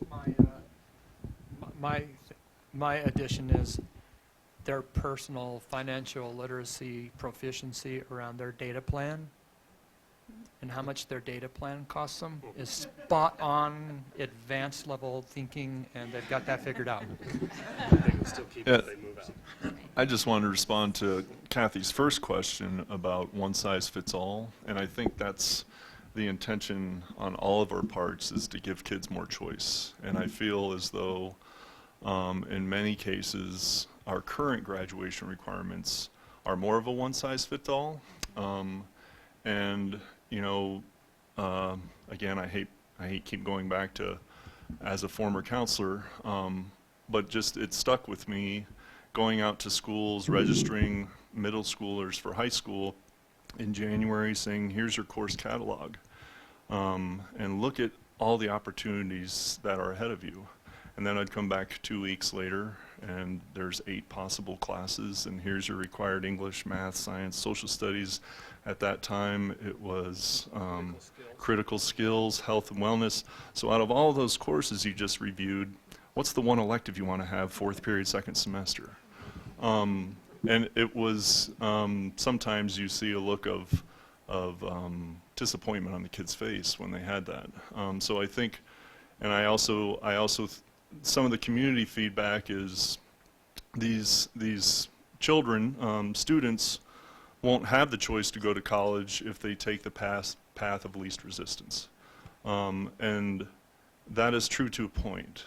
If they did 30 credits of English, 20 math, 20 social studies, and the core electives, they would not, as we learned at CSU, obviously, go to CSU the following year.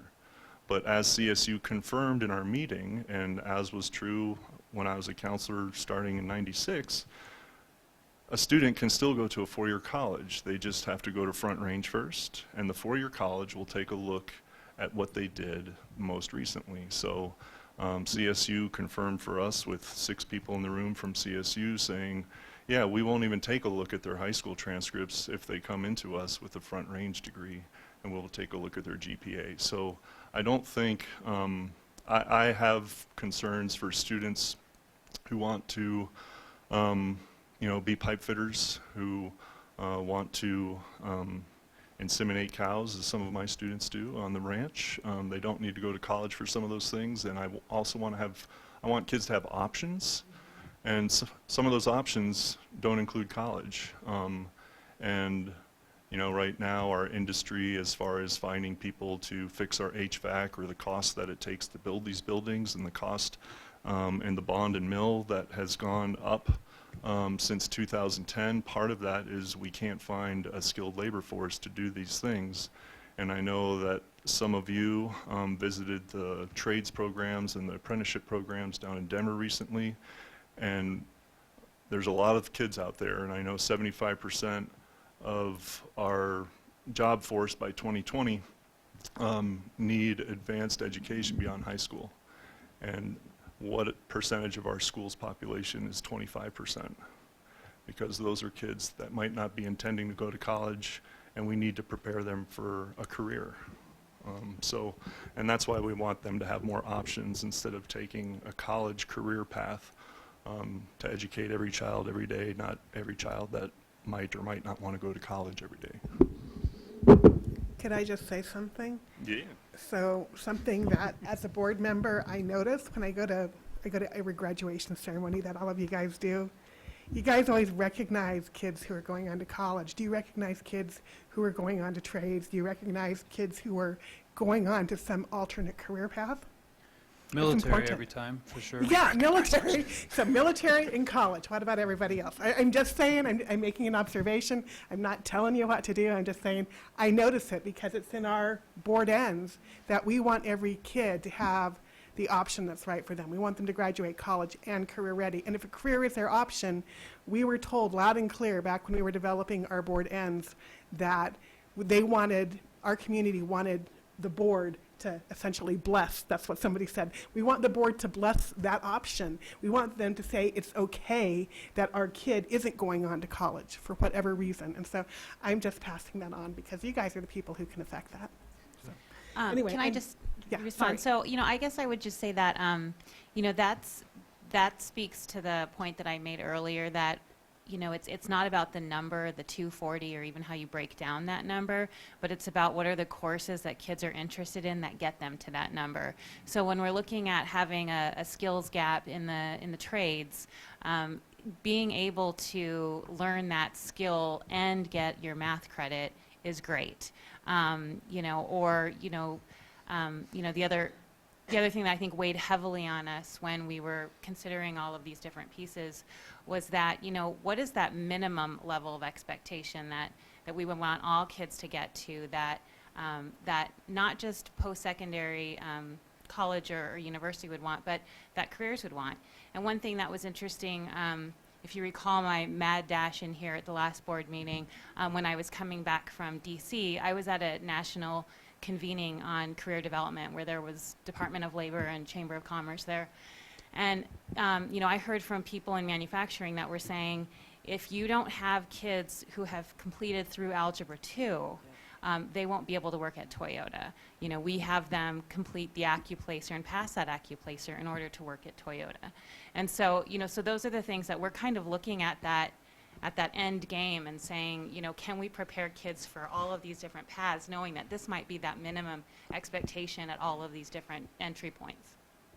And I would add on to that, even when we went to the apprenticeships, and I'd love to, and Carolyn and Rob, I know you guys went on it too, that when we went to the electrician apprenticeship, he showed us the manual that kids have to be able to access and read in order to pass their the credential. And the pipe fitters union also, when they were, or the apprenticeship, was also talked about just really the rigor of the technical reading and comprehension that those students need to be able to have. And so what we've also talked about as a group is Do we say English with a focus on technical reading and writing, or do we say biology with a focus on agricultural science?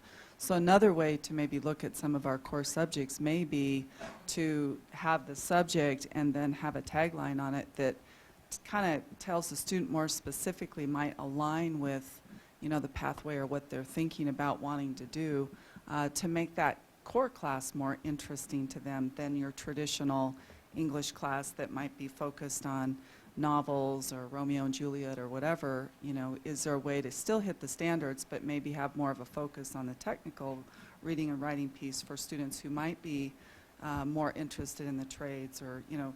So that was another way that we were also looking at making the options more engaging for our students. One thing I just wanted to add, and you've heard it a couple times, and hopefully this will resonate, because really the main decision makers of our entire district are in this room. And I think it comes down to competing values. We all say we value the trades. We value workforce readiness. But when it comes down to it, we get stuck saying for some reason that's not good enough, because we were tasked with trying to find flexibility with graduation requirements and trying to hit all these different things for all kids. We have daily conversations with kids that say, I just can't pass the third year of math. I just can't pass one more year of science. We hear that every single day, but what stalled us, I feel, in our progress was when we finally got something on paper, the feedback from the community and from staff was, yeah, but this isn't college ready. And so at some point we need to make a decision and impose some values, and because right now I feel I even just kind of give it lip service sometimes, that we do care about the trades, but as long as they're college ready as well. So just something I wanted to put in the room. Okay, and And I I think think Sandra, that- and then Susan, and then Christoph. Sorry, And just want to then get Ro- that order. Oh, I think that that's really one of the biggest struggles this group is having, and I was privy to a few conversations, and it's really difficult to understand that there's a huge communication component to whatever the decision is with families and parents, including families who may not have gone to any post-secondary training themselves.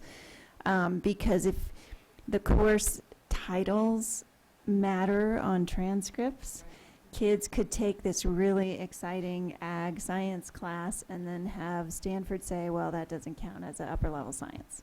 So, you know, we have to be really careful at what we call courses, or how universities are going to look at kids' transcripts, so that if a child enrolls in a class and knows that they're making a decision that's going to be a big one by taking this class instead of that class, that the parents have weighed in and everybody knows what that might mean. And that's where we get stuck, is we don't want kids to be making decisions that are going to affect their future negatively when they really don't understand. I'm sorry, it was Susan, and then Christoph, Carolyn. Susan. I know. Something I've been wondering for a little bit, and that's when we look at, you said the prior version, no longer considered. But we're still keeping the 240 credits. How do we compare, how does PSD compare with the number of credits that we require with the rest of the state? We actually did an analysis, and when we bring you when we come back, hopefully within hopefully very Sometime. sooner rather than later, we actually have a chart where we compared to all the other districts like ourselves, and we're pretty close. And in fact, the core elective idea was something that we picked up from another district. But we're very similar. We're not widely or wildly divergent. Okay, in terms of the number of credits, are we probably just about the same? I think there was one or so that had 250, some were 240, and there were a few less, 220, 230. Very, Okay. very similar. Has 185. And for the sake, not to use the word bucket again, but we had more buckets. So very rarely, and we compared to districts that had better graduation rates than us, on-time graduation rates, and they didn't require none of them required 5 credits of humanities, none of them required 5 credits of economics, none of them required 5 credits of personal finance and literacy. Those are some of the examples. So again, we are taking away choice from students when we have all these buckets that, again, sorry for the terminology again, but we had a lot of little buckets that they had to fill compared to others. And that's good to know that we do compare that way, because I was thinking that if we were requiring too many credits, that we might be interfering with our kids' opportunity to do concurrent enrollment, and I didn't want that, to be affected. I heard, who was it who said I can't pass one more. And so you guys don't perceive that's a problem that's inhibiting students' ability to move into the concurrent enrollment? Many of our students will graduate with 300, 310, 320 credits. Many of them will graduate with that. So at this time, no. And many of the concurrent enrollment courses, there are things like American Government, which is Poli-Sci 101, or Chemistry 101. So they would serve the same purpose of meeting our graduation requirements, but then also allowing a kid to get those college credits. Christoph? I think mine's a simple clarifying question, and it might expose my poor listening skills. So, so reflecting back on my time in the district and what kind of student I was. Write a note to your neighbor. We were. So I just wanted to know, so I see most of the principals. What was the committee, and how does this committee work?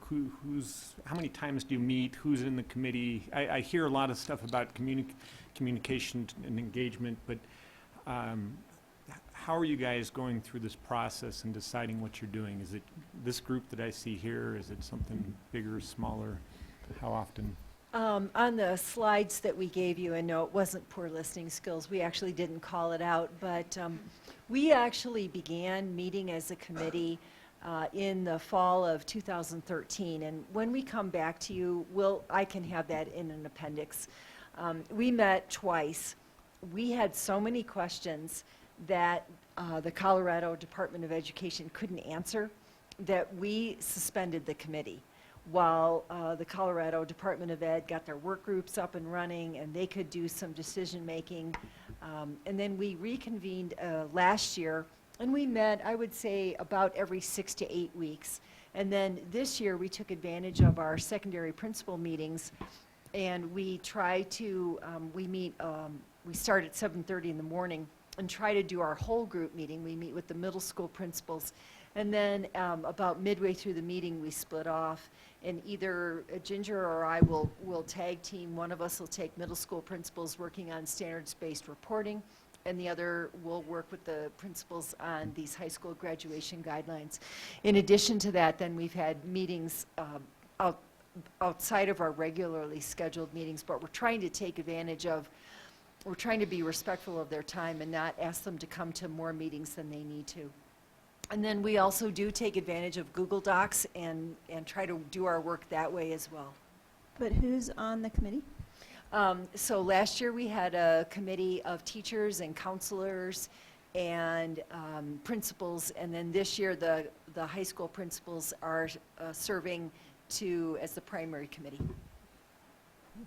So to follow up, so by the time you start sending something to the board, there will be some kind of a consensus within your group and a document that you'll produce, and that will maybe go to the superintendent for your stamp of approval or something, and then we'll get something to look at, or what's this all going to look like?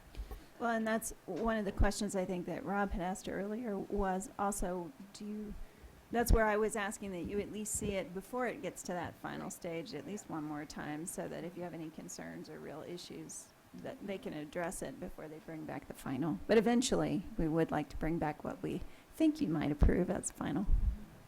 And Carolyn, and then Rob. Well, I had a couple of questions, I think, and maybe just some comments. And I was glad to hear Joe talk about the ICAP needing to be more robust. And it also seems to me that the ICAP is a document that could be a conduit for communication between the school and the parents as far as knowing what their kids are doing. I noticed that some of the comments that the students had, or that you collected, was that parents were even confused about the process, they got the course catalog and they were very confused.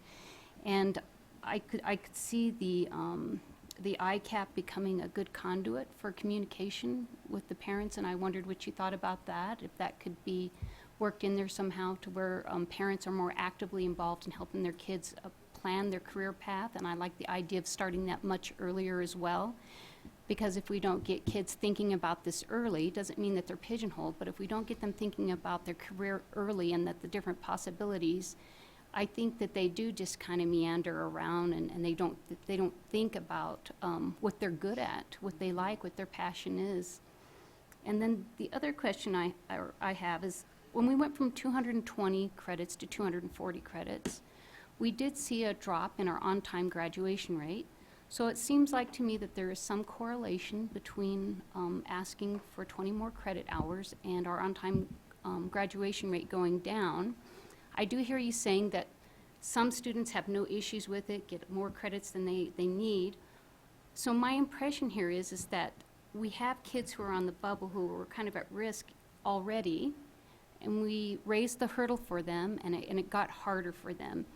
And I wonder if what we're getting by making them take those 20 more credits is worth it. I mean, did we get what we were after there? We talk about having kids college ready and career ready. So did those extra 20 credits, in your opinion, really help our students become more career ready or college ready? I mean, was that a good trade-off? Well, I mean, we visited yesterday. Yeah. And you know, I'll speak to Polaris. Our report card, our school performance framework report card from the state, when it comes to graduation rate, exceeds the state expectation. And our 4-year graduation rate, I believe, is 78.4%, and our 5-year graduation rate is 93.8%. So I think raising the credits by 20, and over the last 3 years, if you look at our district's dropout rate, it's gone from 1.3 to 1.4 to 1.5%. I don't know the end count, and I believe that 0.02% is a concern because those are kids. And at the same time, we're getting the message from the state, and it was one of the bullet points up there, that the state is recommending kids have the option to graduate either earlier or later. And I believe it's going back to my soapbox about online credit recovery courses.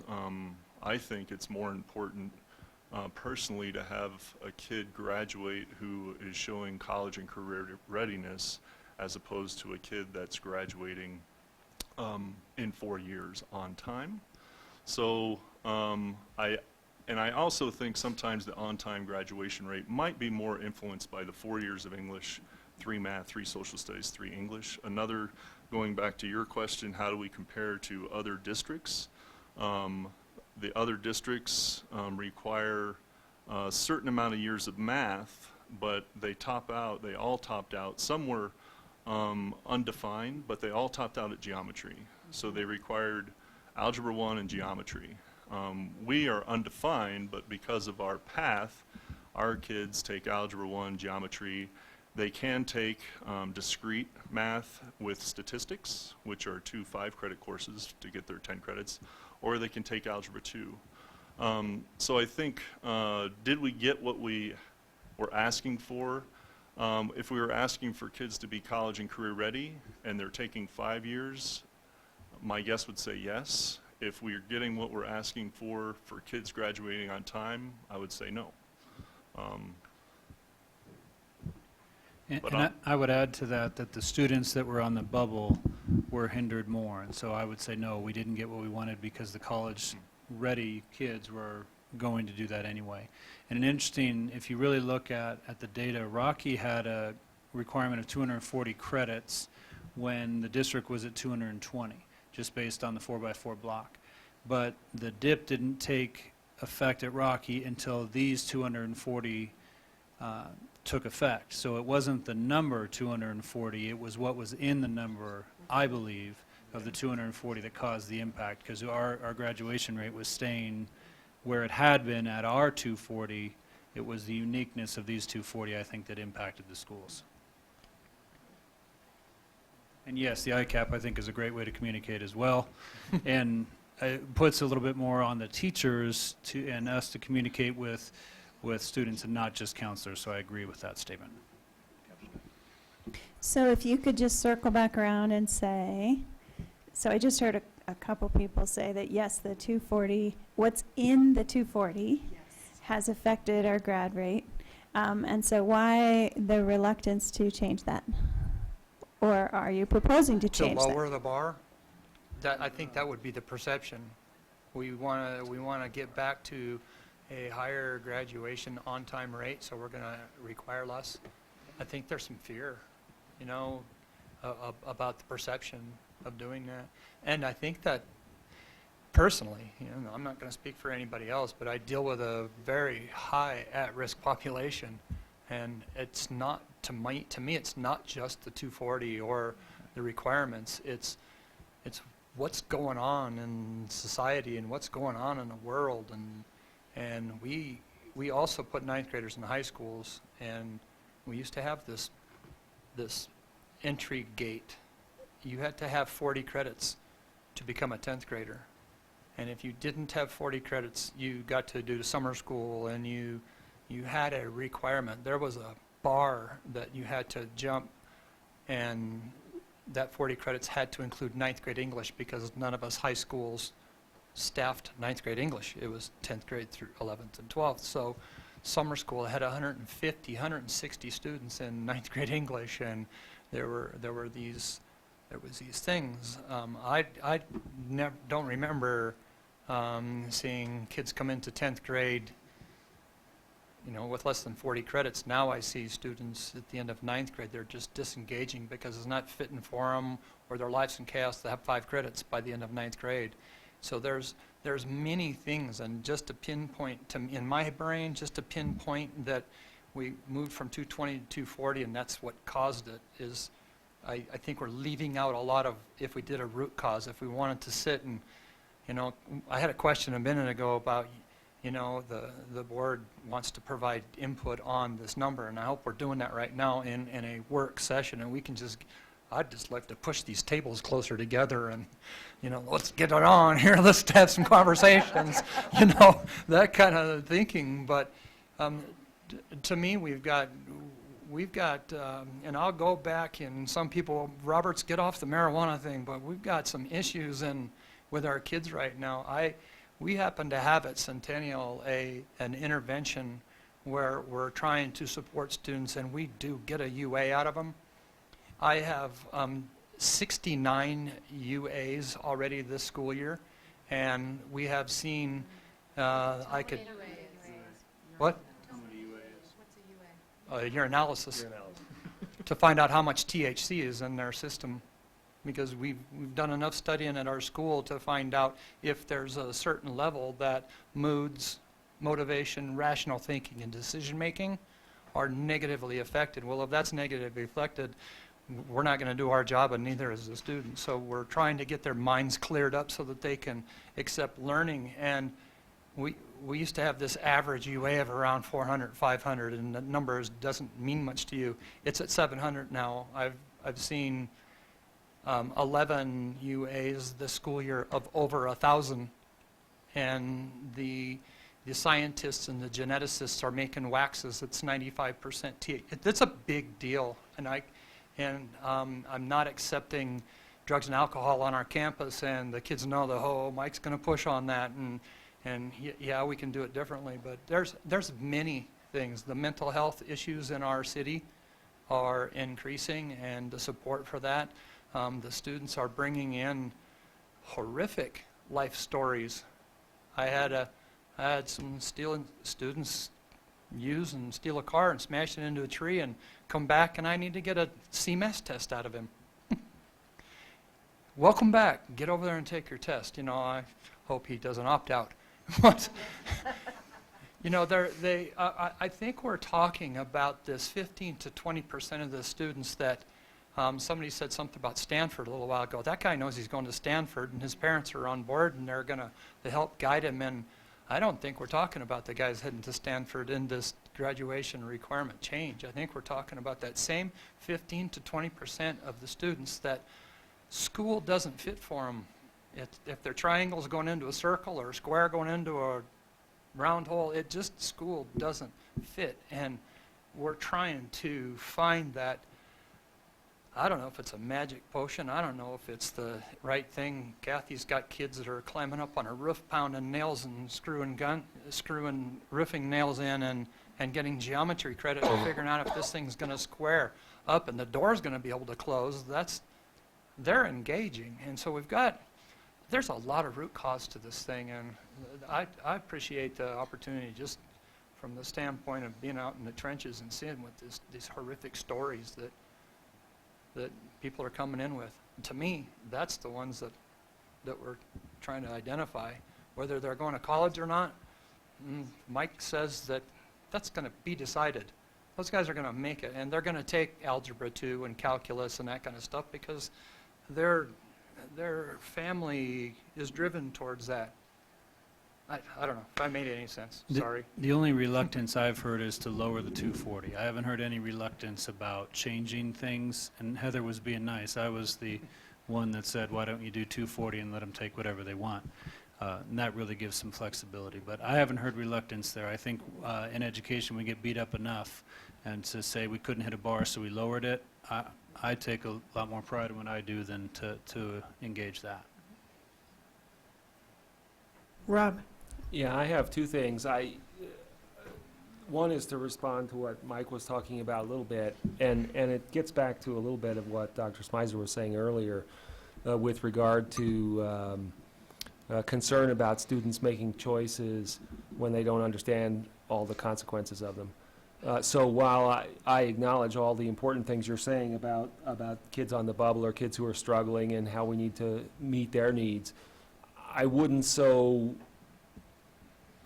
quickly dismiss the, let's call it support that parents need from the school district in order to help work with their students to make the right decisions going forward for them, which may involve going to college. And I mean, you know, kids who are in a struggling place, for example, just emotionally because they broke up with their girlfriend or something, may say, or you know, they may say they don't care about this right now, and not take the courses that would prepare them to get into college, even though, you know, in a more lucid moment, they might be going in that direction. So there is that tension around what kind of support even kids who are going to college might need through all of their high school experiences. And I know that parents will want to have that kind of, will want to have a piece of that pie. And, you know, I mentioned this at an earlier time in an earlier meeting on another subject, but, you know, when kids can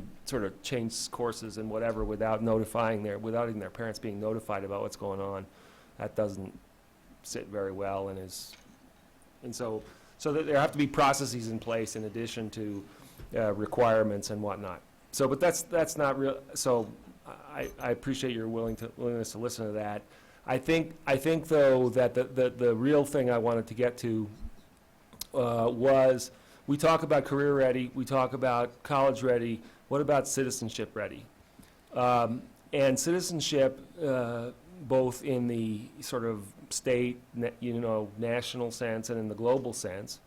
And that's more than U.S. government and U.S. history, right? In today's world, there are all kind of issues that our students or that adults in the society need to face that require some basic knowledge, for example, about science. You know, there are issues about abortion, there are issues about genetic manipulation, there are issues, you know, GMO, there are issues about all kind of things.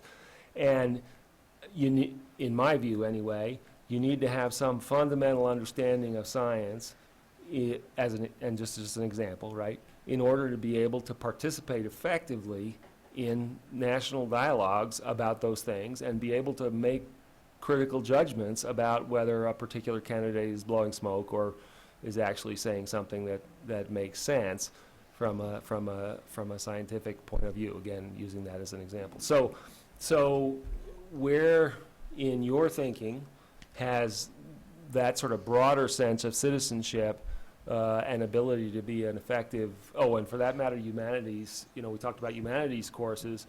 I'm not wedded to the idea necessarily of the humanities courses that we have now, but I believe, again, that we need adults in our society who are able to appreciate cultures beyond our own, beyond the culture of the United States, in order to make effective judgments as citizens about the candidates and whatnot that are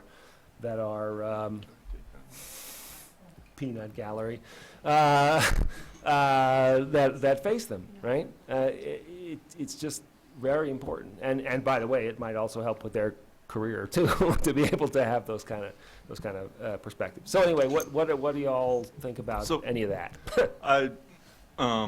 More competing interests, I guess. Yes. So I was asked when I was a part of Principal Advisory Council under a previous superintendent, he asked all the principals there in small groups, what do you want as a graduate?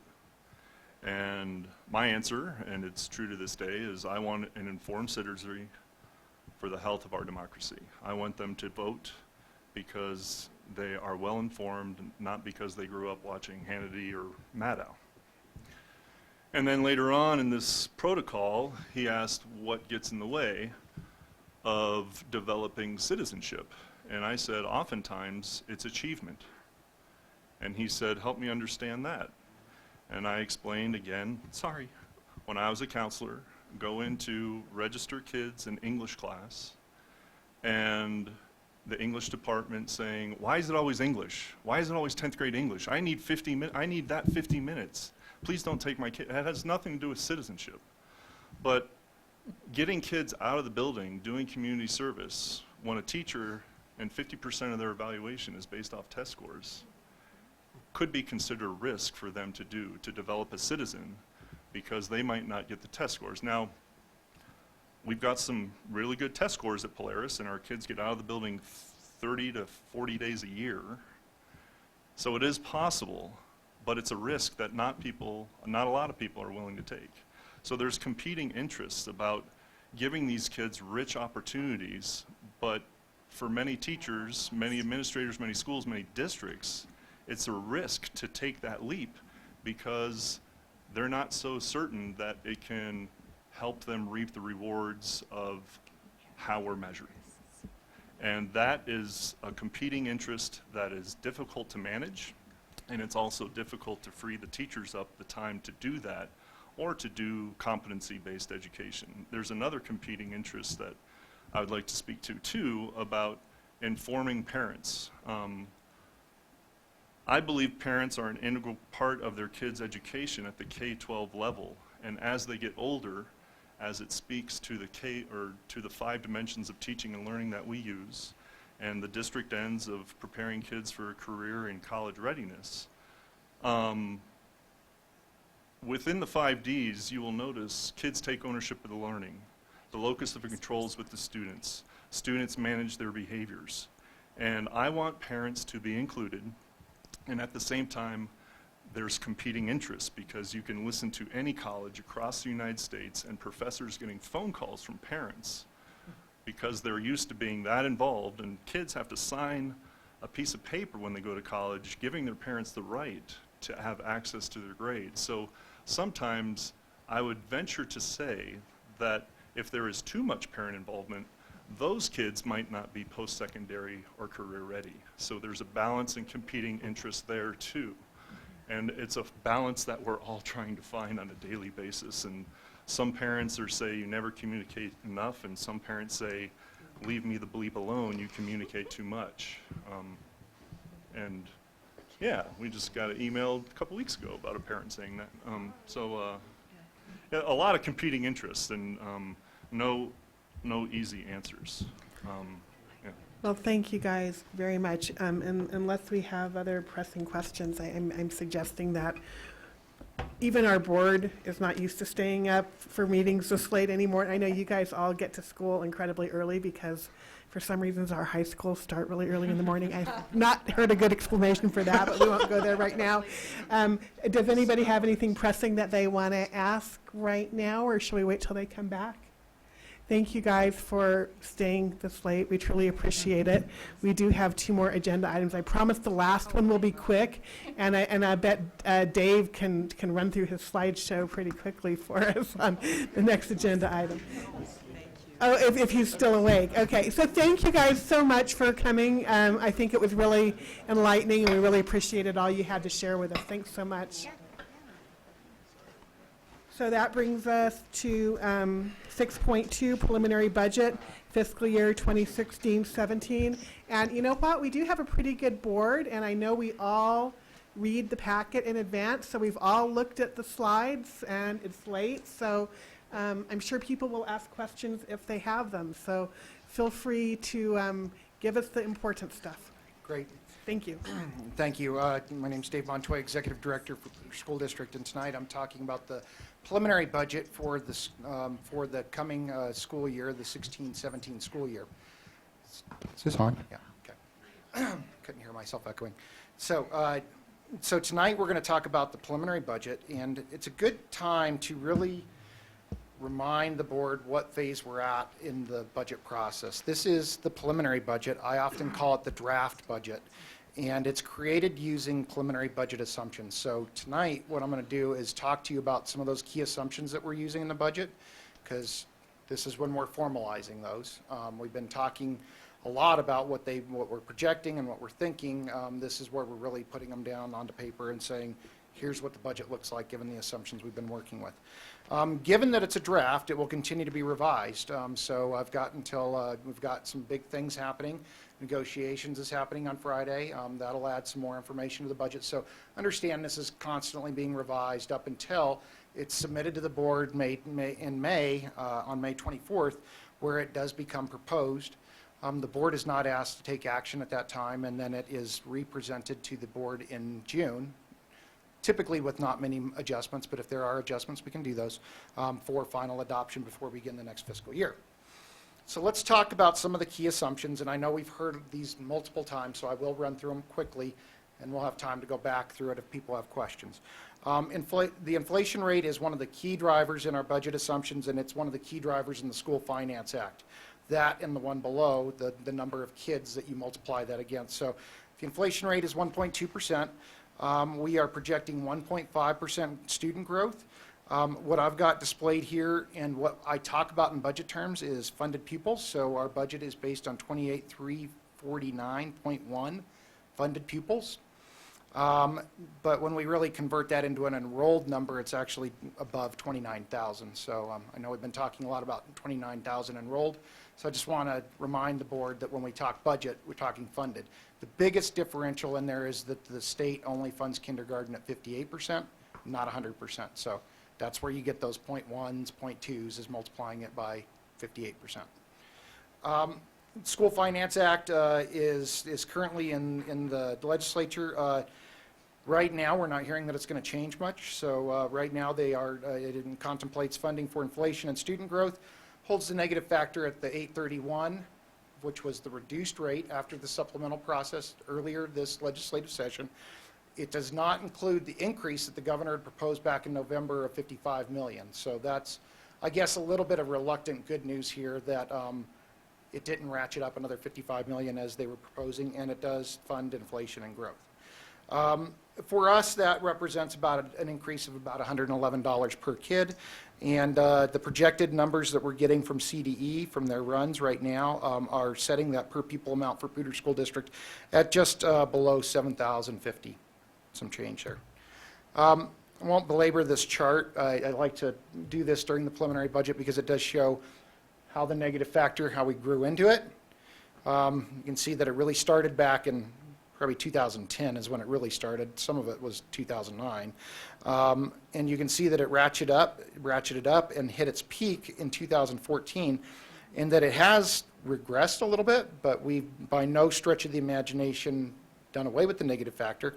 As I was talking to some other groups about this presentation earlier today, an observation I think is worthy from a chart like this is the 7,050 that the state is projecting for us next year corresponds to the level that we should have been at during fiscal year 2012, 5 years ago, if the negative factor was not applied. So another way to say that, if you're thinking along with me, is that our budget is basically 5 years behind the times because of the reductions we've taken. Other assumptions that are built into the preliminary budget that you have in your packet. So I'm going to delineate between what's built in, and then I'm going to talk about what's not built in. The first one is we have factored in growth for students. So as we have more kids, student-based budgeting requires more resource. Integrated services does require more resources if we have more kids, and ELL, same situation. We're projecting that to be just under $1.5 million for that student growth. Parent contributions, we have 2 more years of increased contribution rates. This one represents the most recent, or the second to the last increase, and it's going to cost us about $900,000 to meet that contribution increase. Next year it will drop down lower, and then the year after that, if there's no changes in the legislation, then it would stay. We wouldn't have to factor that in as additional cost any longer. The budget also contemplates growth and increased PPR for contracts for our district charter schools. And that's roughly just above $600,000 that we're projecting right now. And the budget does not contemplate increases for health and dental. We'll be talking more about that in negotiations also on Friday. The budget that you have in your packet includes $1.1 million for licensed lane changes and an equivalent for administrative and classified market adjustments. That's not to say that that is saying that that's a result of negotiations. I'm just putting it into the budget because typically that's something we haven't talked about coming off the table, and I'm assuming it's happening at this point. Negotiations on Friday, we may again revise this budget if things change on Friday. And right now we are factoring in $1.4 million in savings for retirements. This is that retirement differential that we talk about.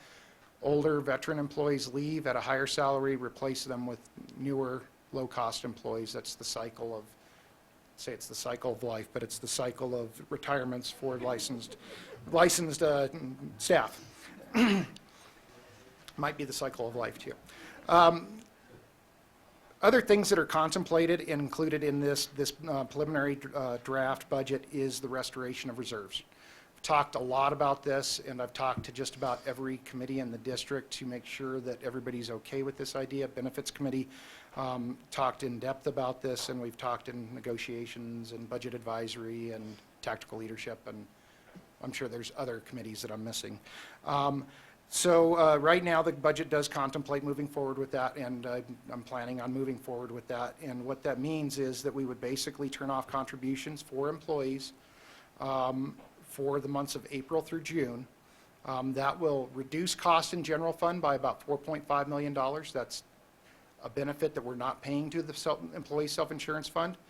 That will reduce the reserve balance in employee self-insurance fund by the same $4.5 million. Because we've reduced the expenditures in general fund by doing this, this will increase the reserves in general fund by the same $4.5 million. Think of it as we're moving it from employee self-insurance fund to general fund. I just talked about the logistics of how we're going to do that in the accounting system. Okay? So if you look at the detailed budget that's the preliminary budget that you have in your packet, you'll see that the projected ending balance no longer shows 3.3 or whatever it had before. It now shows the $7.6 million, which is the 3% minimum required for DBAA or fund balance policies. All that was built into the budget, and it is included in the packet as it stands in the draft that you have in front of you. If you add up all the numbers, we still have $1.9 million that we can potentially spend in this budget that has not been allocated or put in the budget.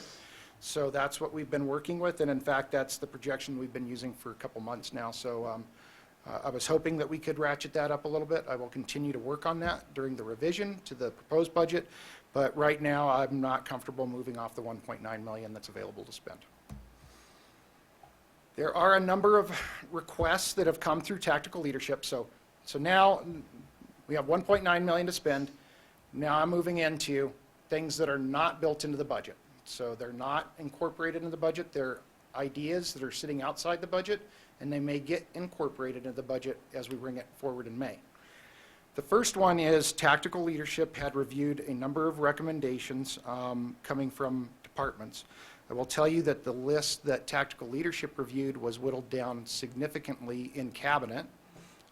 Direction was given in cabinet that budget requests must be critical in nature given the financial condition of the district. So the ones that moved forward to tactical and the ones that tactical leadership is making a recommendation to the superintendent around are the following items. Department requests for school services to reflect the increased number of staff that are in there. If you think about the prior budgets and our budget priorities, we've been adding a lot to mental health.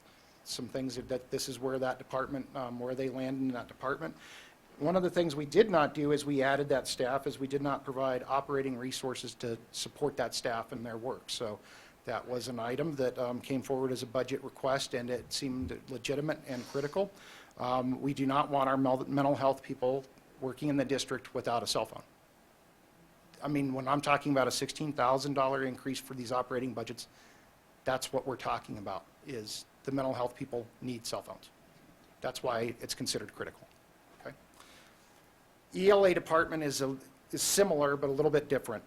If you remember the big movement that we made last year in moving the ELL factor out of student-based budgeting and putting it in centrally, moved a lot of staff under the central department. They're still out in the schools, but they're now at the direction of the central department. One of the things that we did not move with that staff was an operating budget. One of the assumptions, and I think it was probably maybe a poor assumption in hindsight, is that the schools would continue to support those staff. Resources are scarce in the district everywhere, schools, departments, and so schools are making decisions saying, that's no longer my staff member, I can't support them anymore. It's not that they don't value the person, it's not that they don't think it's important. Resources are scarce, so they're making decisions, and so this adjustment is going to provide the resources to those staff members that are at the central department now for the ELA movement. The third one has nothing to do with movement of staff. It has to do with cost of assessments. And this is one area where we actually had some carryover in this department. So we've been spending carryover down for a number of years. Now we've hit the point where the carryover is exhausted and we need to renorm that budget. So this one is $67,900. Tactical leadership had a lot of discussion around this. The biggest cost in this bucket is NWEA, which I believe is our MAPS testing, and our educators can correct me if I misspoke there. And so the current ongoing budget can't even pay for that assessment. So the current budget, it was set at $250. They were able to accomplish those additional, the additional assessments with the carryover. Now we're to the point where NWEA is going to be costing $252,000 next year, and that is just the one assessment, and there's multiple others in there. So tactical leadership agreed that we need to have more discussion around the assessments, but nothing that we wanted to make an adjustment to without giving it thought. So If I could add to, there's the assessment landscape is a bit of a moving target in the state right now. And so to make a preemptive change and then find out 6 months from now, oops, maybe we should have made a different change. We just have to be patient as the state figures out what they're doing in relationship to ESSA, which is the new federal changes. I anticipate in a year or two, we should be able to cut some expenses by narrowing some of our assessments, but we don't know which ones yet. So that's the department requests that are included as a recommendation from tactical leadership to the superintendent. There are two other requests that were in there. One is assistant principals for two of our elementary schools that currently do not receive 50% assistant principals. That's Harris and Beatty Elementary. And so what this adjustment would do is to make that a level playing field for all elementary schools. And those schools have grown in enrollment since we allocated out the assistant principals, so it just made sense. There are a number of two stipend requests that are included in the tactical leadership recommendation. The first one is $9,000 toward I'm mixing them up now, the grade book liaisons at the middle school. That would be $9,000 or $1,000 stipend for each middle school to help in that endeavor. It would come with expectations around what those duties would require. The second one is a little more broad across the district. It's $40,000, and what that would be targeted toward is a coordinator at each school for MTSS. Okay. So if I can clarify on those, we have a stipend schedule, and I don't know if Vicki wants to describe it, but this is, as responsibilities change for teachers, we add those extra duties into that schedule, and this is the cost of adding the most recent ones that have been added. So people have been doing these jobs, and they rightly should be on that schedule. Yep. So the total requests that we've got from tactical leadership are $309,409. That seems like a big number in the light of the budget situation. It is a very small number compared to the size of our budget. And we've been talking about that. We've been feeling like we're trying to rub pennies together a lot in this budget to just get things to move a little bit. There's just not much movement in the budget next year. Other costs that are pending. So I alluded to including the license lane change and the equivalent for market adjustments. That's obviously pending negotiations. I do not build in cost of living or step at this phase. I let negotiations kind of dictate where that's going to be, and then I will incorporate that into the May budget. Just for reference, it costs about $1.6 million for each 1% in cost of living increase. Okay, so if you're doing the math along with me, we have $309,000 worth of requests, 1.9 to spend. That leaves about 1.6. So there's not much room to move on these slides. You can kind of see where our options are going. We still have to talk through all of this in negotiations, so it can still change some. Cost beyond reach in the 16-17 year, we cannot provide a step without doing major changes to our budget. So we will not be providing the step increase unless that's something that happens through negotiations, and I would be very shocked at this point, and it would be extremely, I don't know how we would accomplish it. So reminding folks of our budget process timeline, we are at the end of April here. So I've presented tactical leadership recommendations.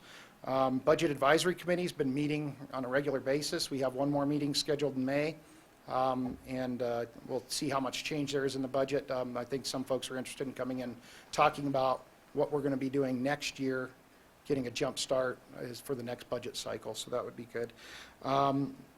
We're talking about district-wide adjustments, but ultimately what we're really coming down to here is the last boxes in May where employee groups negotiate the contract. We make a recommendation the superintendent makes a recommendation to the Board of Education, then ultimately the board must adopt a budget before we begin the next fiscal year. That's a legal requirement. And here's the timeline. Again, I put a space in the things that we've already done. We're talking preliminary budget tonight. Legislative session is scheduled to adjourn May 11th. So we'll see if everything's done by then. Should be. I don't see that's going to be changing much, but they've got a lot on their docket. So May 24th, we'll be bringing the proposed balanced budget to the board. And on June 3rd, before June 30th, the board must adopt a budget. So we typically do that in the board meeting in June.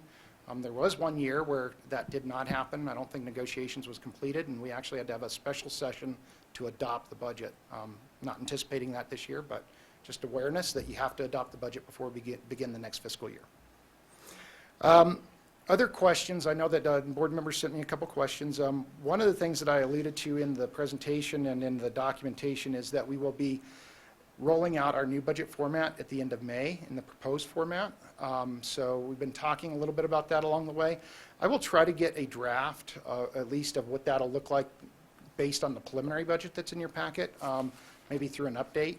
But I'd like to hold the normal timeline to bring the proposed budget back in May 24th. So I'll try to get that to you earlier via an update. Okay.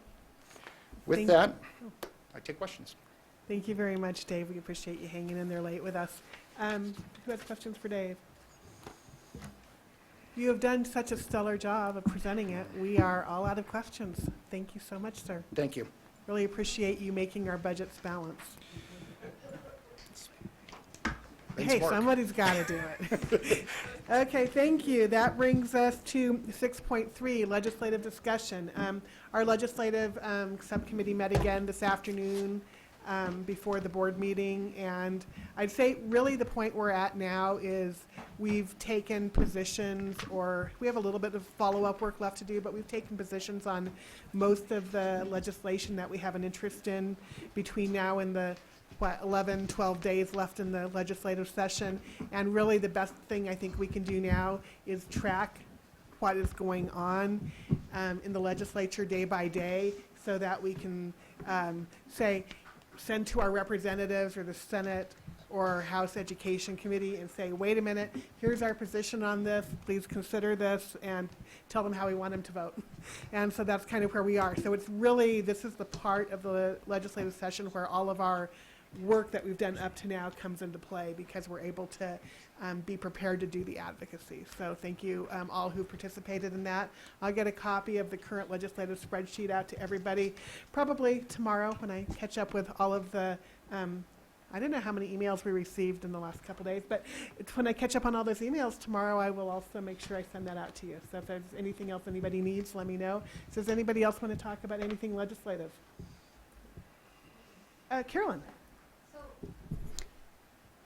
So we heard in the presentation about how much testing cost, and you're saying it's going to be 2 years before we'll have some relief. So is the state legislature considering anything right now, or is there any hope from the state legislatures at all about reducing this testing? I visited a school the other day, and they told me they had, in 1 week, 18 hours of testing. I mean, what are we doing to our schools? The state legislature is pretty much taking a hiatus this year and not doing anything about testing. They did try to add civics, a mandated civics test that would have been mandatory for kids to graduate.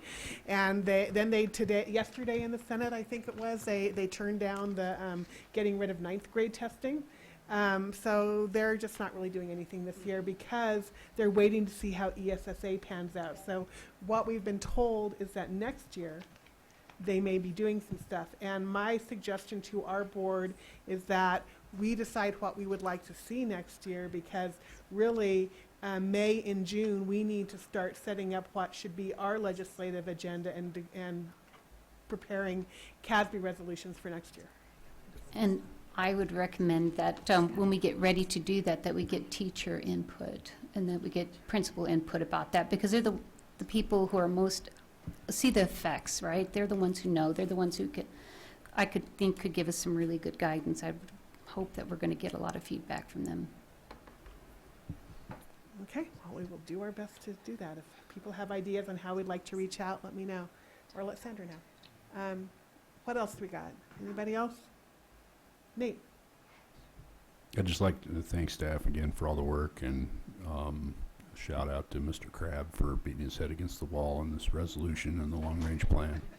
Thank you. Okay, any more kudos or thoughts or reflections? Oh, Carolyn has a reflection for us. I do. I wanted to thank Todd for the very nice description he gave tonight of the process for getting stuff onto the long-range plan for the 40 million, and so thanks for all the work you did on that tonight. That was really informative, and I think it really helped everybody understand that the process was really rigorous and good. Thanks. Well, I want to thank everybody for hanging in there with us. I know we normally don't go this late anymore, but I do think that we did have a lot of really good conversation tonight, and occasionally it's worth it for us to go this late. So thank you everybody for hanging in there and having really good conversations. It is 10:44 and we are at 7.0 adjournment. Thank you everybody. Good night.